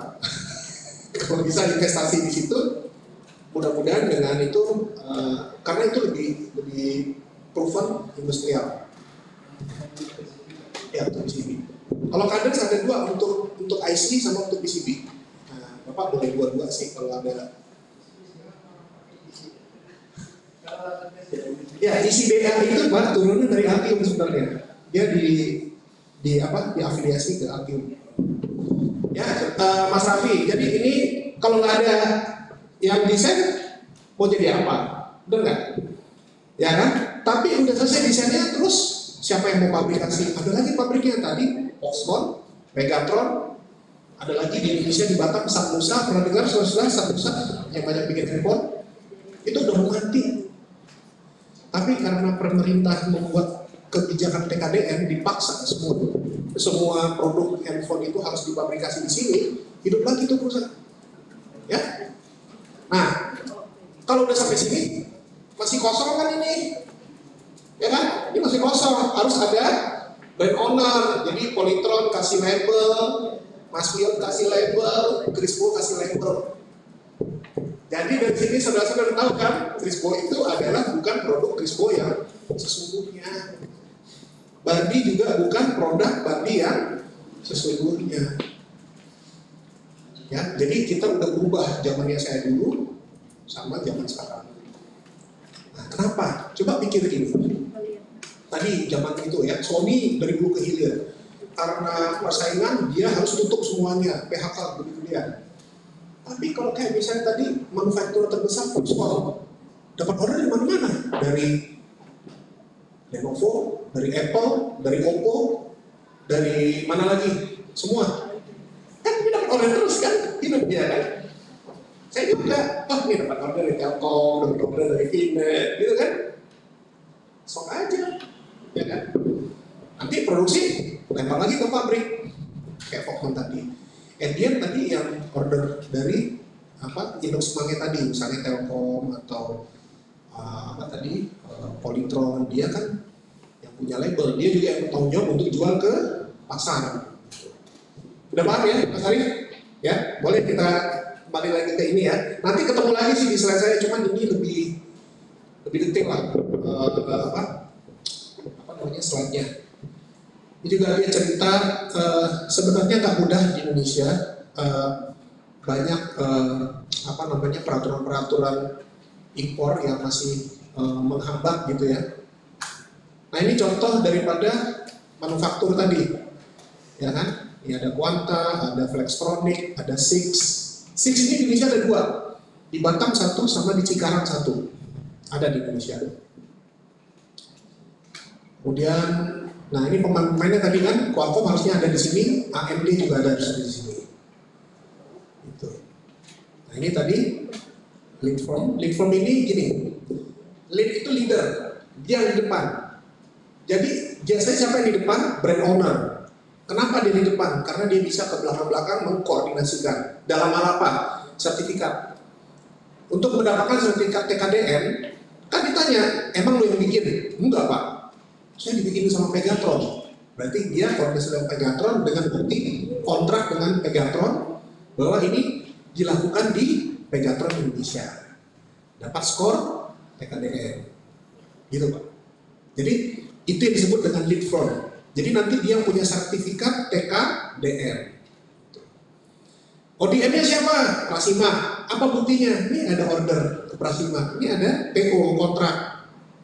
Udah dikasih skor sama auditor kan? Oke, ini skor lagi untuk TKDN. Nah ini kurang lebih nah ini apa sih namanya? Nanti saya jelaskan. Ini lebih detail sih ya Pak Hadi Brayanto yang buat. Jadi kurang lebih seperti itu. Mau ada dibuka lagi satu pertanyaan atau satu makalah lagi Pak? Kan kita 12.45 ya. Ada satu lagi gitu. Oh iya, yang magang ya. Aduh. Tadi gini Mas Raffi, saya sama Pak Fauzan sama Pak Zain lebih cenderung kita kerjasama. Tapi bisa dimasukin di magang di situ. Kerjasama bikin device tadi. Kalau bisa ada mahasiswanya dihitung sebagai magang, alhamdulillah gitu. Sedang dibicarakan juga sih. Maksud saya gini, daripada Mas Raffi jauh-jauh ke Depok, kalau bisa diadakan di sini, kita yang di sini nanti kan bisa lewat conference video atau Zoom, itu lebih efisien gitu kan. Nah, tapi harus ada project. Nah, kita tuh bikin magang itu dibuka kalau ada project. Kebetulan sekarang project lagi sepi. Sekarang aktivitasnya Prasimak apa? Kita lagi bikin inkubator bayi. Ya, nah, hati-hati. Siapa yang megang mereknya? Namanya Green, GRIN. Ya, itu pemegang mereknya, brand owner. Terus siapa manufacturingnya? Astra. Astra komponen Indonesia, ASKI. Siapa ODM-nya? Berdua. ODM kerangkanya Astra Parts, Wintech, sedangkan HMI sama controller elektroniknya Rasina. Jadi kita join, dan itu nanti digabung semua, jadilah Ibu Turbine. Sekarang kita udah jual sekian puluh ya, karena permintaannya nggak terlalu besar. Nah, sekarang kita lagi sibuk untuk apa? Untuk dukung itu, dan untuk mendapatkan izin dari Kementerian Kesehatan juga agak gampang ya, dari uji BPFK-nya, dari Kemenkes uji edarnya juga agak gampang. Sama-sama di challenge gitu ya, baik Astranya atau Prasmanan gitu. Nah itu salah satu contoh pertanyaan Mas Raffi tadi. Nah waktu itu ada anak magang untuk proyek itu. Jadi sama satu lagi yang smart speaker itu kita melibatkan satu orang anak magang yang di AI. Karena kita nggak kuat banget AI-nya gitu ya. Nah jadi kita deploy juga itu mahasiswa ya. Waktu itu yang dekat-dekat aja di UI gitu kan. Nah jadi seperti itu modelnya. Jadi kita lihat dulu kalau misalnya di saat Mas Raffi lagi timingnya mau magang tapi kita nggak ada project, ya nggak bisa. Nah tapi sebenarnya saya tadi usul gimana kalau kita bikin project bareng nih, UB, Prasima gitu loh. Nah, diantaranya dikerjakan oleh mahasiswa magang Pak Zain. Nah itu lebih menarik lagi, gitu kan. Jadi bisa menyesuaikan kitanya, bukan mahasiswa. Kalau mahasiswa menyesuaikan kan kasihan, Pak. Kita nggak bisa tunggu kan, saya mau tamat, ya kan? Kan nggak bisa juga kan. Mendingan kita yang menyesuaikan gitu. Tapi idenya bisa dari kita bisa tunggu. Ini itu jawaban kedua sih. Kira-kira seperti itu Mas Raffi, jawaban yang keduanya. Gimana Pak? Mau lanjut dulu atau mau dibuka pertanyaan lagi? Ini dulu ya.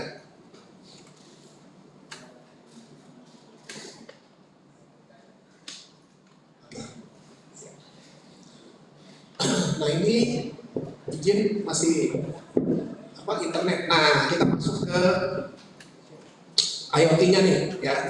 Tadi kita ngomong internet. Sekarang kita bicara teknologi IoT.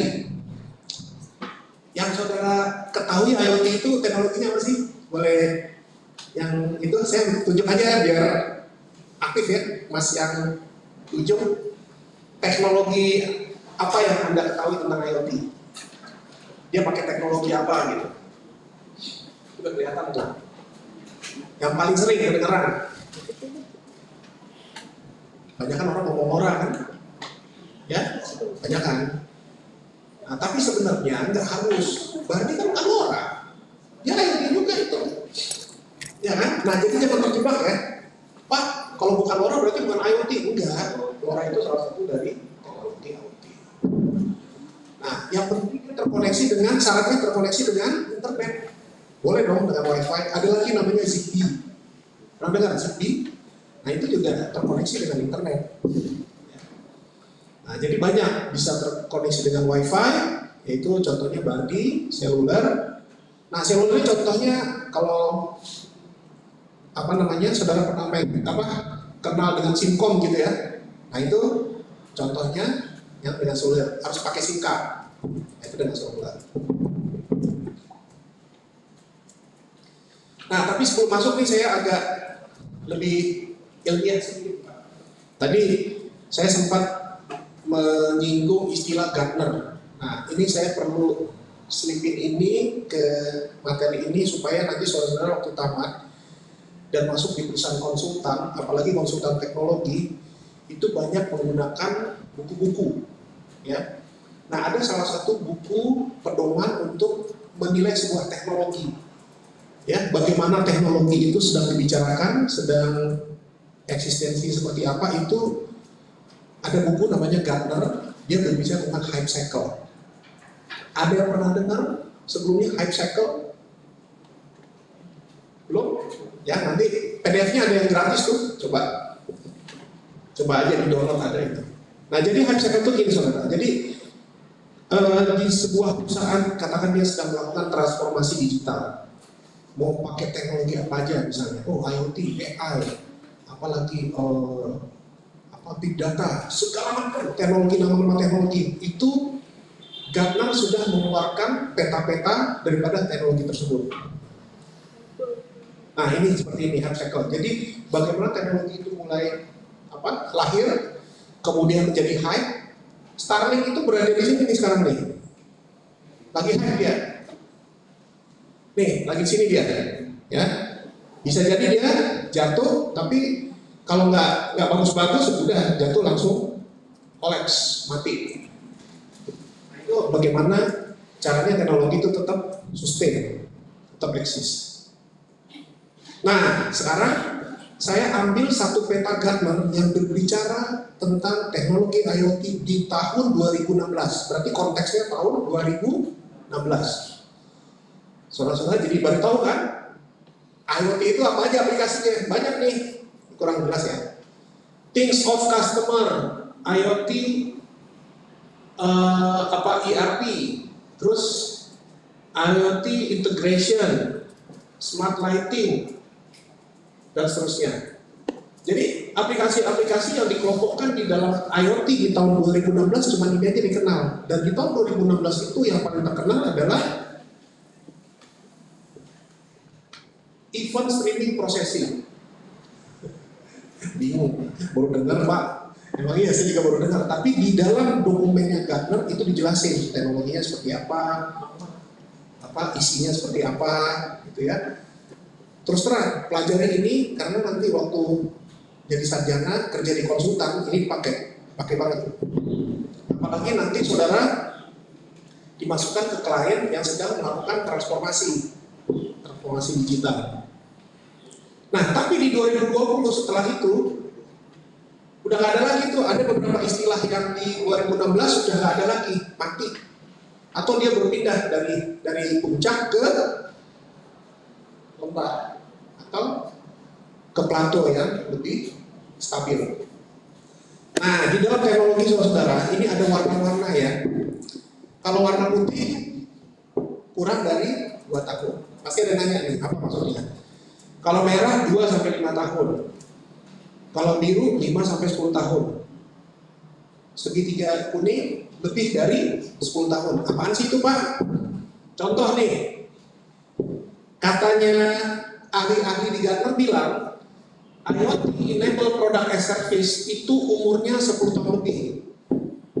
Dan dia baru lahir. Lalu Anda pergi ke klien.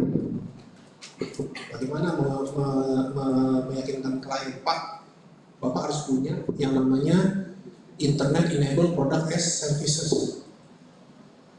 Berapa Pak investasinya? 10 miliar. Budget kita cuma 5 miliar kata klien. Pak, ini produknya akan bertahan sampai 10 tahun lebih.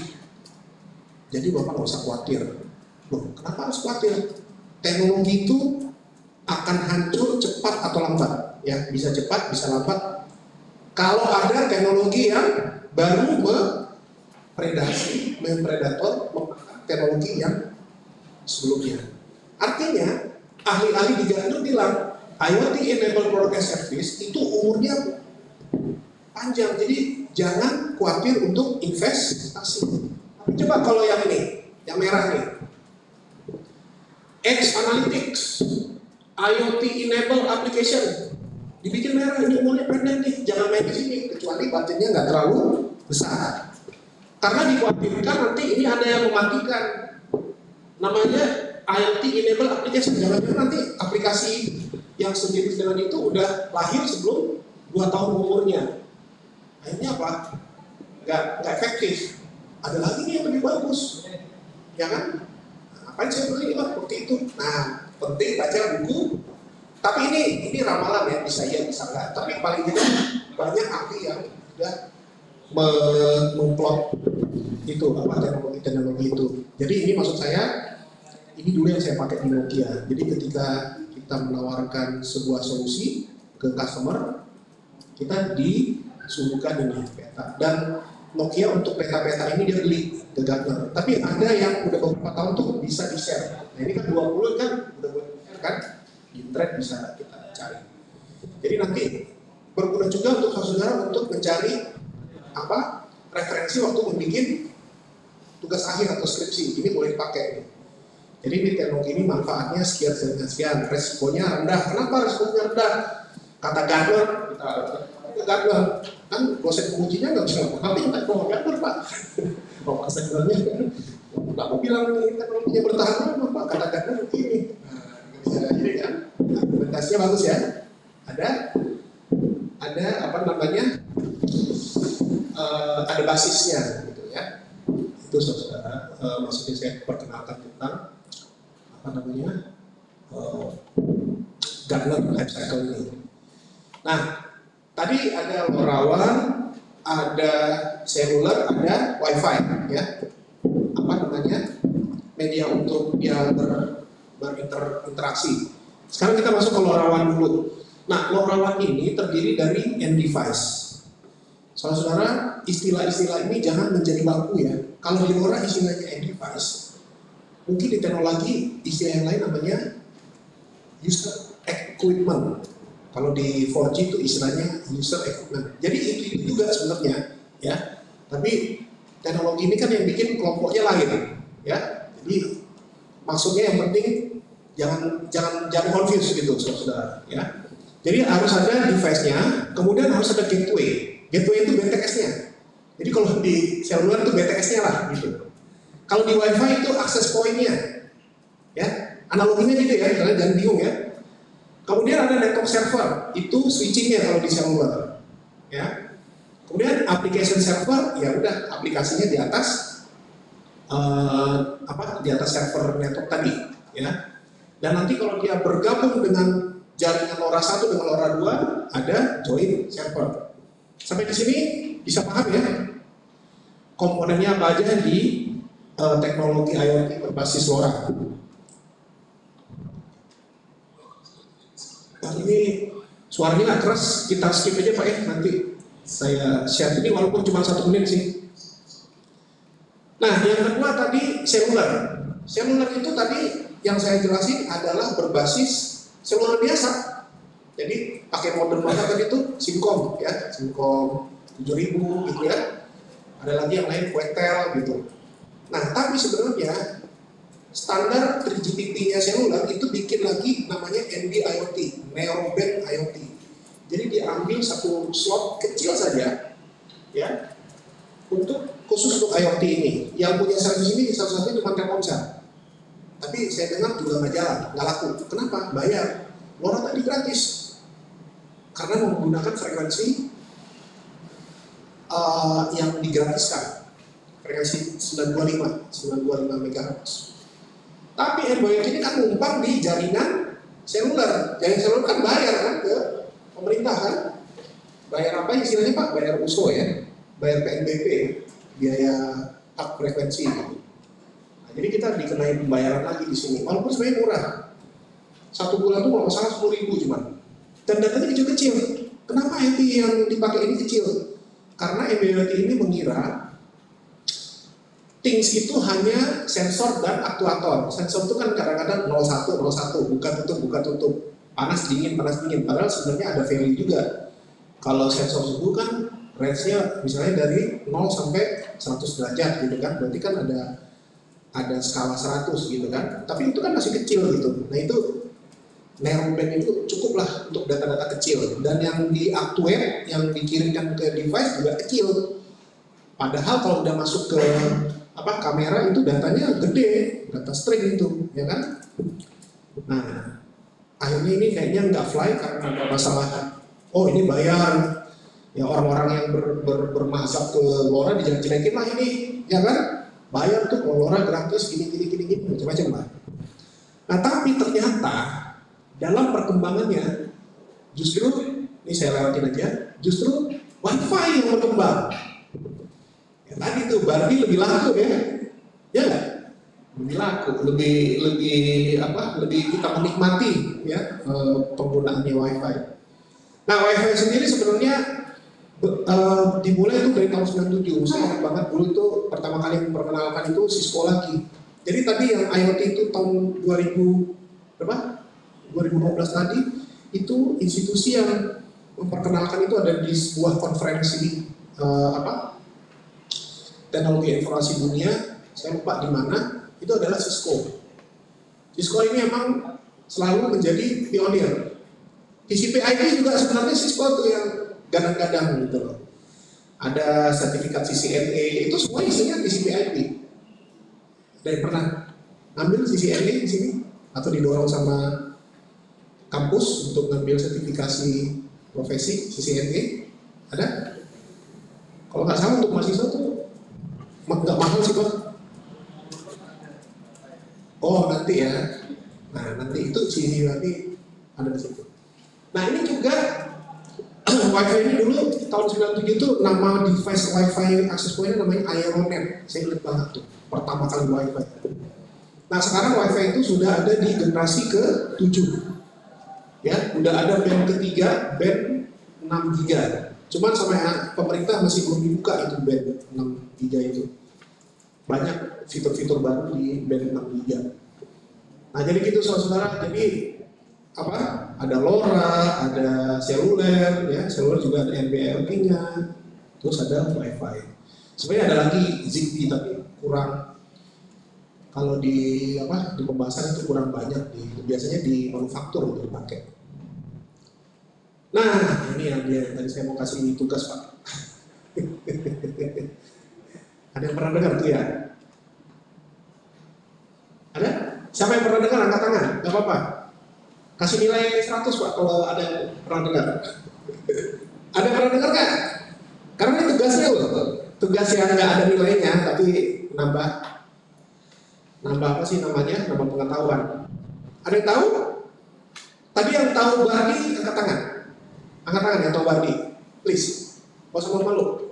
Angkat tangan semua ya. Semua nih. Mbak pernah di rumahnya? Mas? Pernah lihat Bardi? Tokopedia banyak ya? Hampir semua ya. Saya kasih tahu Bardi itu adalah Tuya. Ya. Tuya itu platformnya, tapi ODM-nya ada di Cina, dibawa ke sini di label Tuya yang tanya Mas Raffi tadi. Jadi Tuya itu adalah platformnya. Platformnya ada 3. Cloud-nya, mobile apps-nya, sama device-nya. Dan semuanya saling berhubungan. Kenapa dibikin 3? Misalnya gini, ada investor ngasih uang 10 miliar sama Mas Raffi. Dibuatlah merek Raffi untuk menyaingi Bardi.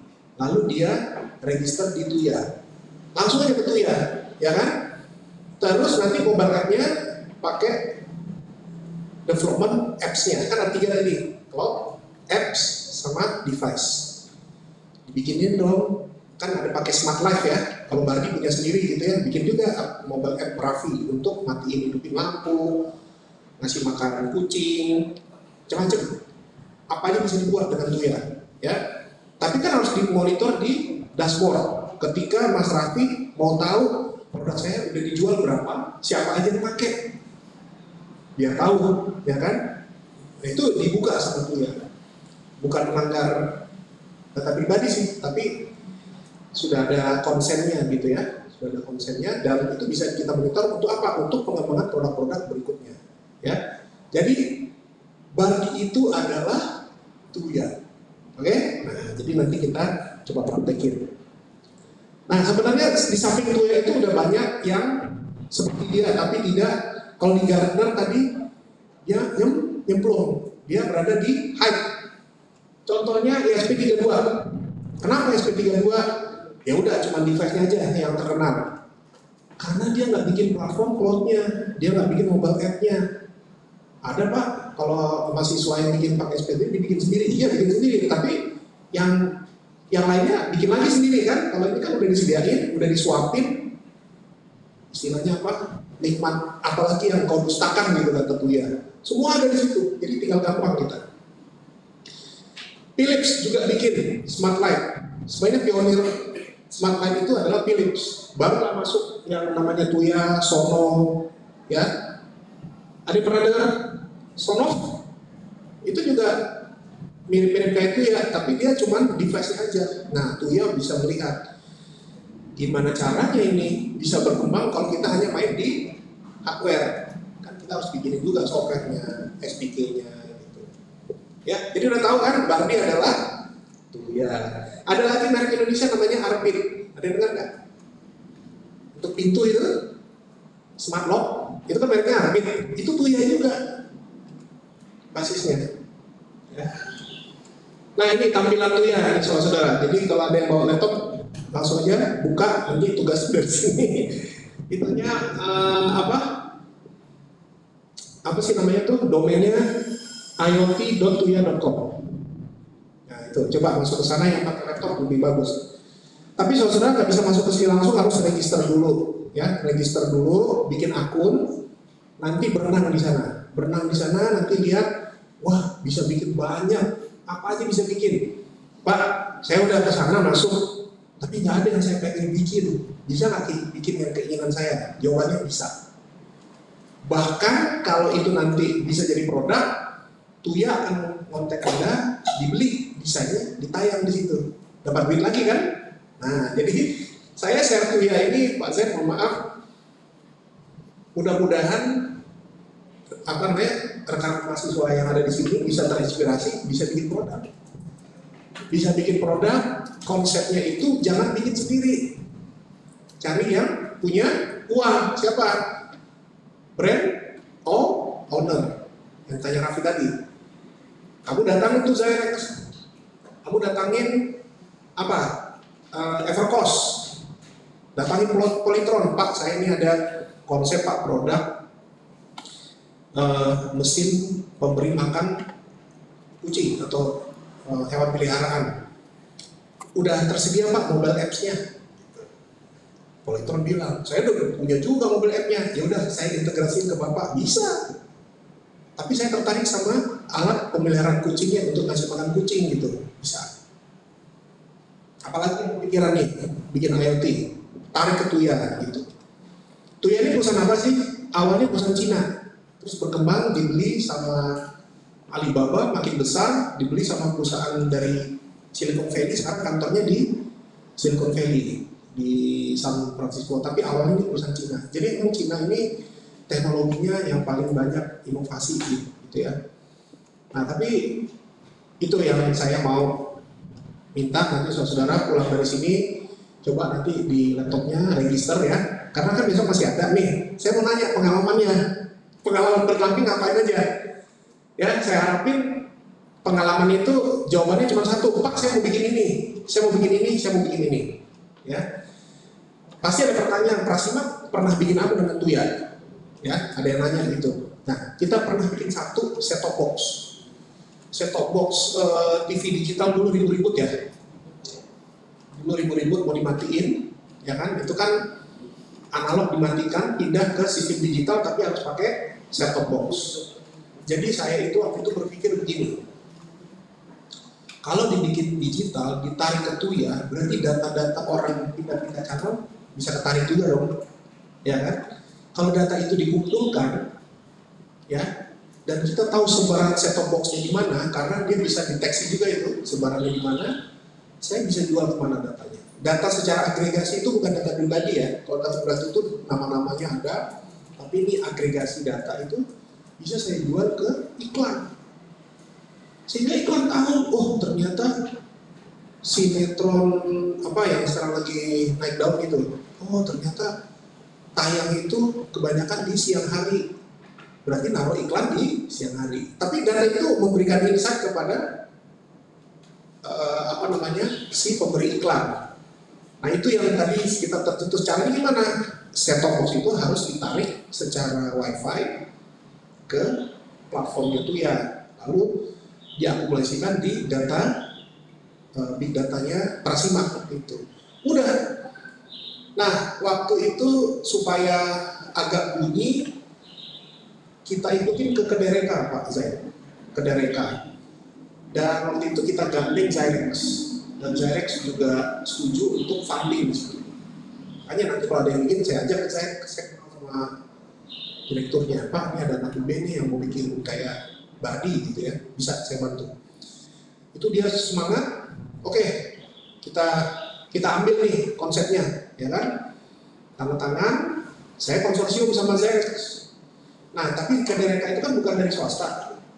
Nah, saya karena sebelahnya Prasima UI, saya kontak, ada nggak sih yang mau ngambil Kedereka? Nggak ada ide nih, Nah ini ada ide, saya kasih ide ini, artinya ada satu dosen di situ tertarik, ambil, dia ajuin, dipanggil, yang apa namanya, yang tahap pertama lolos Pak, tahap kedua lolos, tahap ketiga interview, kita interview, lolos lagi, tahap keempat yang terakhir nggak lolos.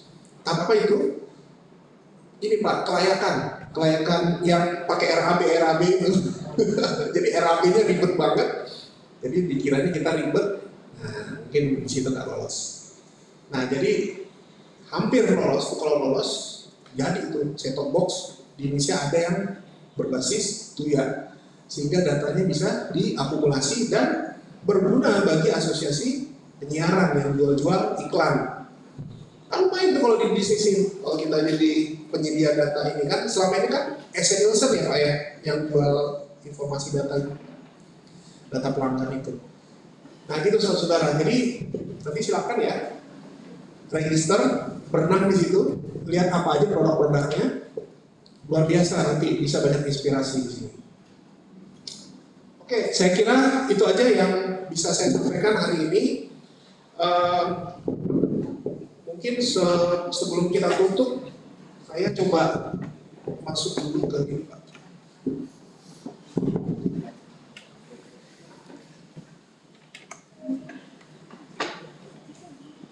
Ada yang mau ditanya nggak? Ada, silakan. Barangkali Anda nggak bisa ikut, maka kesempatan terbaik untuk bertanya adalah hari ini. Oke, silakan.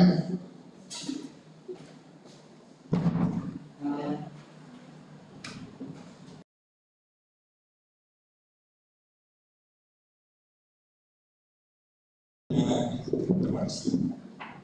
Saya ingin perkenalkan diri dulu. Perkenalkan, nama saya Indra Nugrahanto. Jadi pertanyaan saya mengenai perusahaan Bapak Plasimasis Pak. Itu apakah pernah terkena serangan cyber Pak? Kalau di perusahaannya Bapak kan berhubungan dengan IoT dan juga OEM dan ODM dan teknologi. Apakah pernah terkena serangan dan bagaimana cara mitigasinya Bapak? Sekian, terima kasih.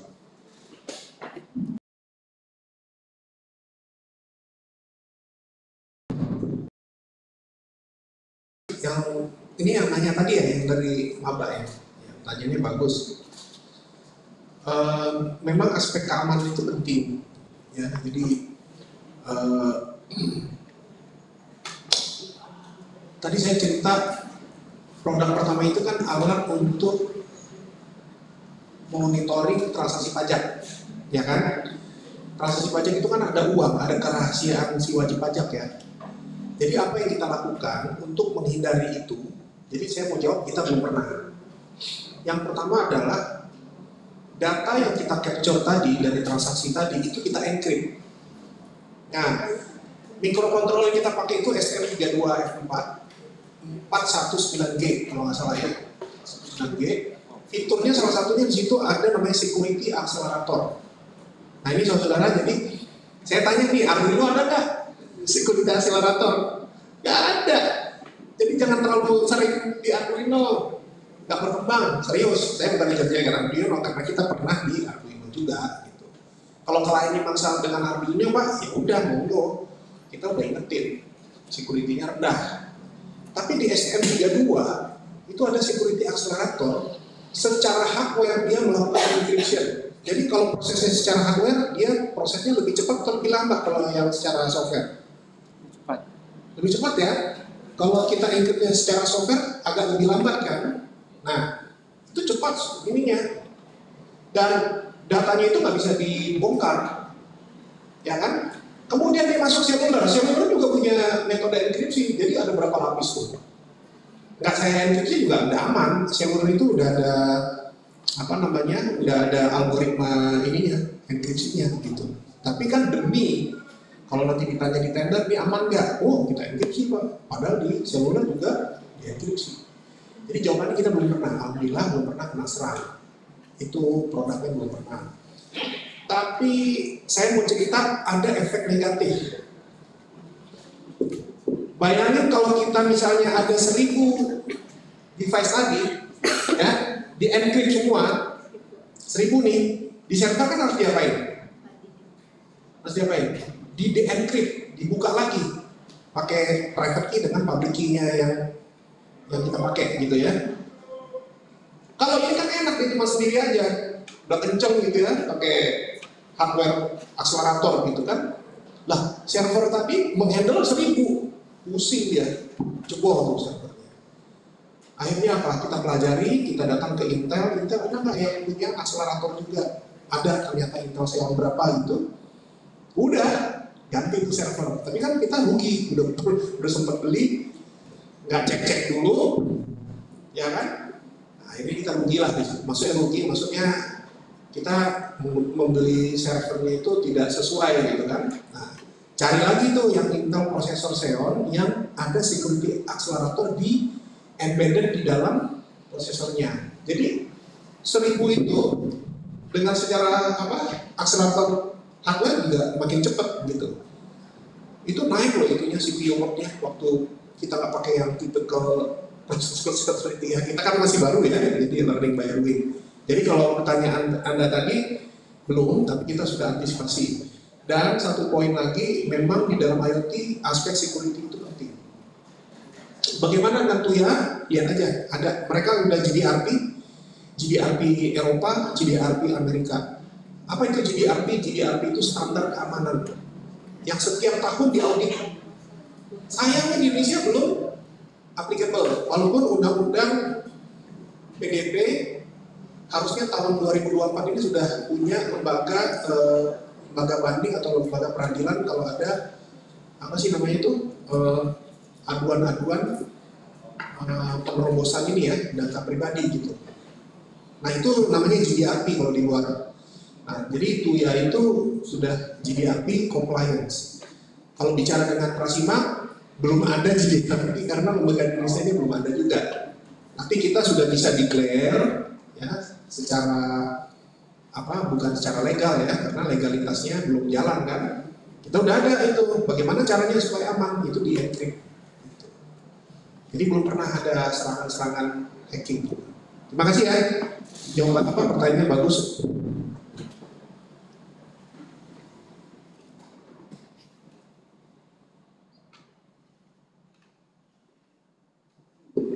Nah, tadi platform TUIA ya, saudara. Jadi kalau saudara mau bikin produk bisa ke sini ya. Nanti coba ini ya di rumah ya, atau di kelas. Jadi misalnya Anda mau bikin device.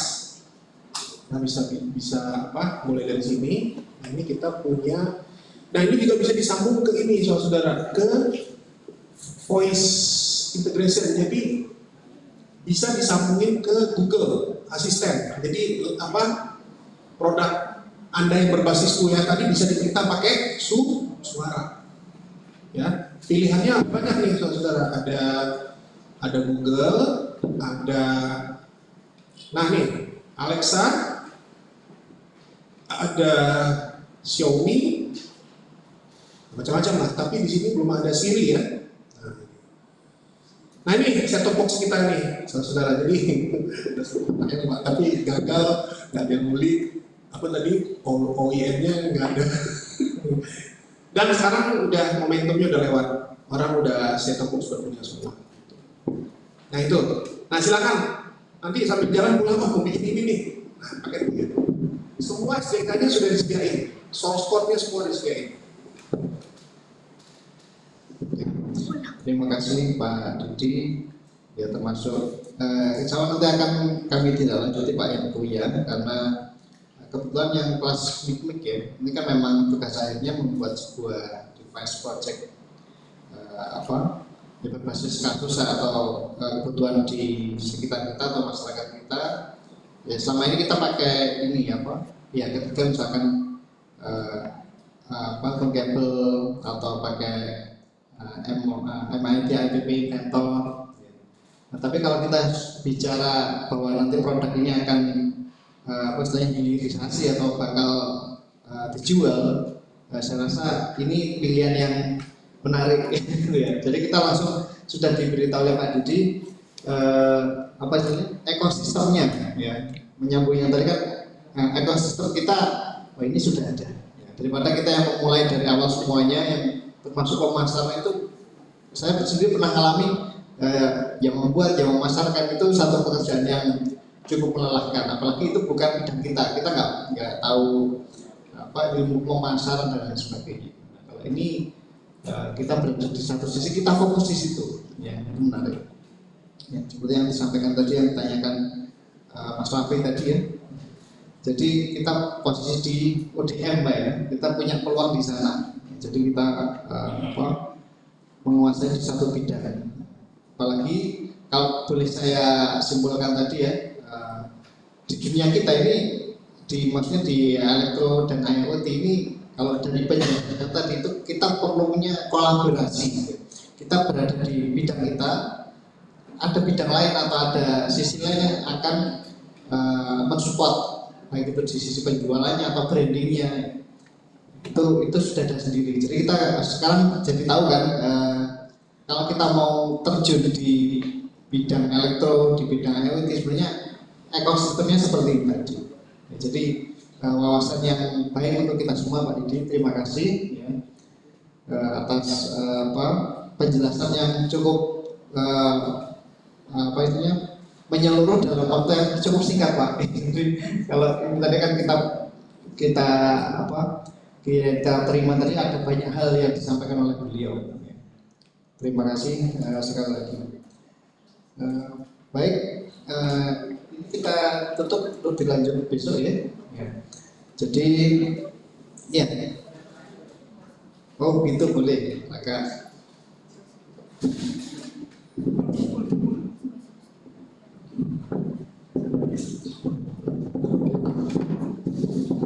ada pertanyaan terakhir Pak.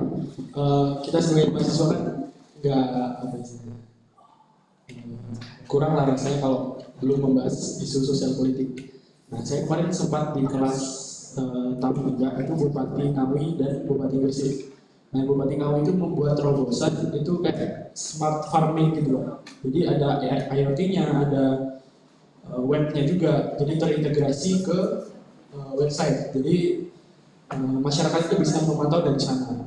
Dan ya di sana ya saya paham juga, nyata itu cuma sekedar omon-omon, tapi kayak cuma sekedar janji aja gitu Pak.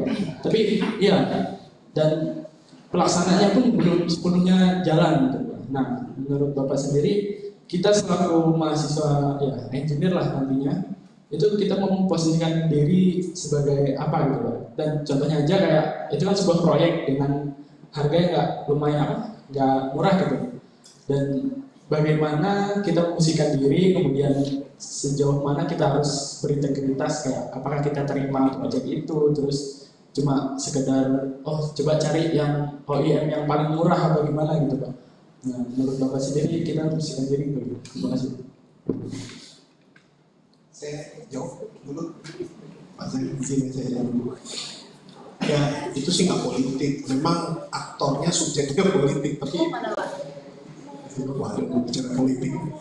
Jadi ini Mas Rafi, kalau ada yang seperti itu gampang, tapi memang harus lewat organisasinya Mas Rafi, yaitu UB ya, jadi lewat dosen-dosen. Jadi saya cuma mau berpendapat aja, simple. Kalau ada ide-ide itu bagus, kita analisa dulu mampu nggak kita. Kalau mampu seberapa cepat kan gitu, kayak begini kan cepat nih kalau pakai tuyal ini kan. Itu yang satu, yang kedua, semuanya ujung-ujungnya duit. Bapak bisa funding berapa untuk ngerjain kayak ini gitu loh. Kalau nggak ikut funding suruh-suruh aja ya, mana semuanya kan harus digerakkan dengan dana. Misalnya ya Bapak segera MOU atau PKS dengan UB, nih kita kasih dana untuk penelitian sekian. Cukup nggak? Cukup dah kerjain. Kalau cuma omon-omon ya nggak jalan kalau nggak ada anggarannya gitu kan. Jadi kalau saya bilang dua itu aja, kita ases dulu, kita mampu atau enggak. Kalau mampu, kasih proposal, ini uangnya Pak, dananya kita kerjakan. Kalau saya begitu, tapi nggak tahu Pak, saya gimana? Terima kasih Pak. Kalau saya sebagai pendidik, saya rasa sekarang fokus di menguasai teknologinya dulu. Yang untuk masalah sekitar politik itu pelan-pelan, ya. Karena kita terlalu terjun di politik nanti terlalu skeptis ya. Wah nggak jadi gini nanti di omong-omong toh atau cuma dijanjikan aja atau nggak usah.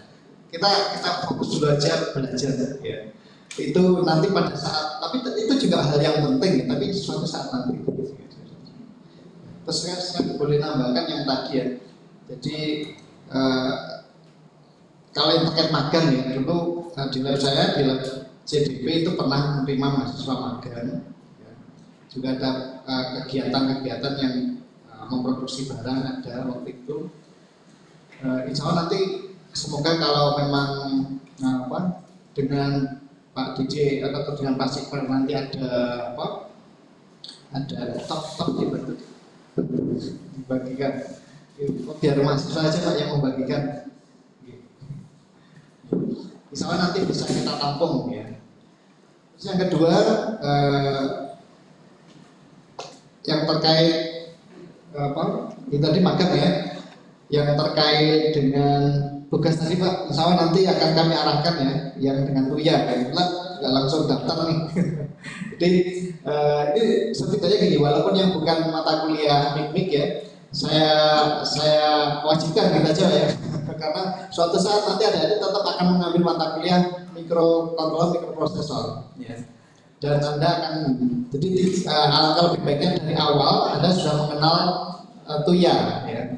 Jadi silakan baik yang di HP maupun yang di komputer install, terus daftar, sign up ya, terus mulai explore ya.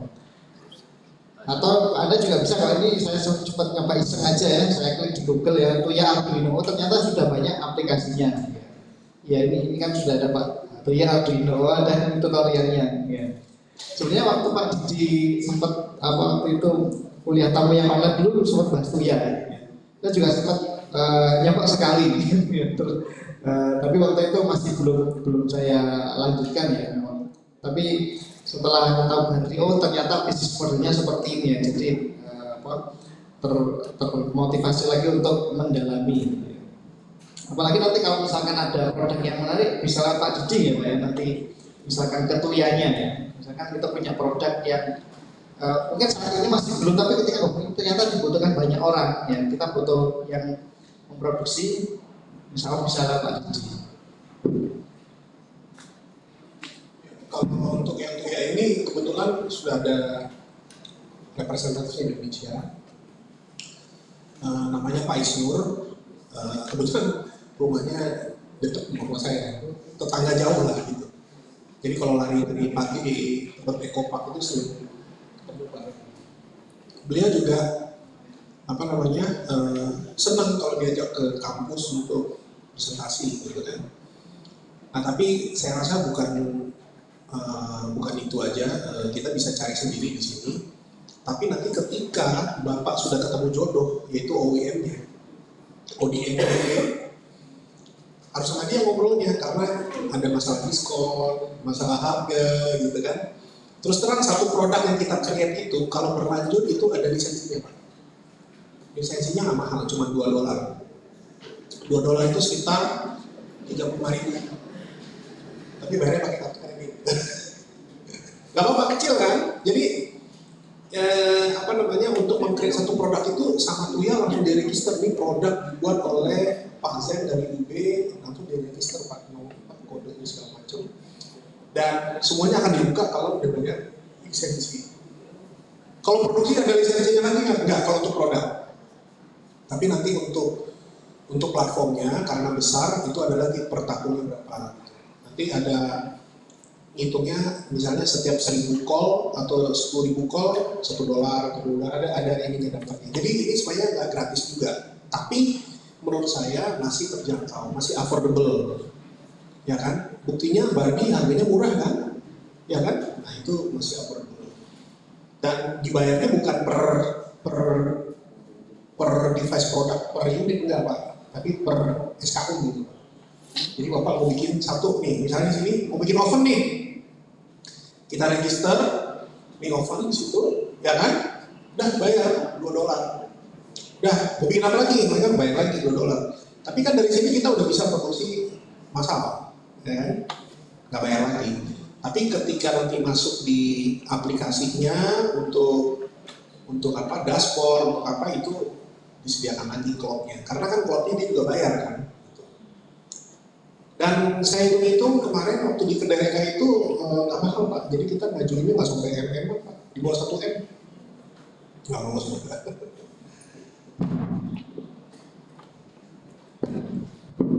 Terima kasih infonya. Oke adik-adik ya, jadi tugasnya dari Pak Zainuri install, terus sign up, terus coba mulai eksplorasi ya dari apa? Dari Google banyak, saya rasa sudah cukup banyak kalau infonya, jadi bisa mulai. Ya sama kayak kita belajar Arduino itu kan lebih banyak juga kita belajar dari internet kan. Kalau dari mengandalkan dari kuliah ya terbatas sekali. Tapi kalau mau berkembang memang harus lebih banyak sumber belajar. Terima kasih. Baik, ini sudah pas 12.45 sesuai dengan rencana awal tadi bahwa acara akan diakhiri jam 12.45. Dari kami selaku mewakili jurusan, terima kasih banyak pada Pak Didi atas ilmu yang diberikan, wawasan dan berbagai macam hal yang disampaikan tadi, dan ini sangat berguna untuk kita semua ya. Dan juga bagi para peserta kami ucapkan terima kasih atas kehadiran, atensi dan semua partisipasinya ya. Terima kasih atas kehadirannya, dan saya selaku moderator apabila ada yang kurang berkenan kami mohon maaf yang sebesar-besarnya. Kami akhiri. Assalamualaikum warahmatullahi wabarakatuh.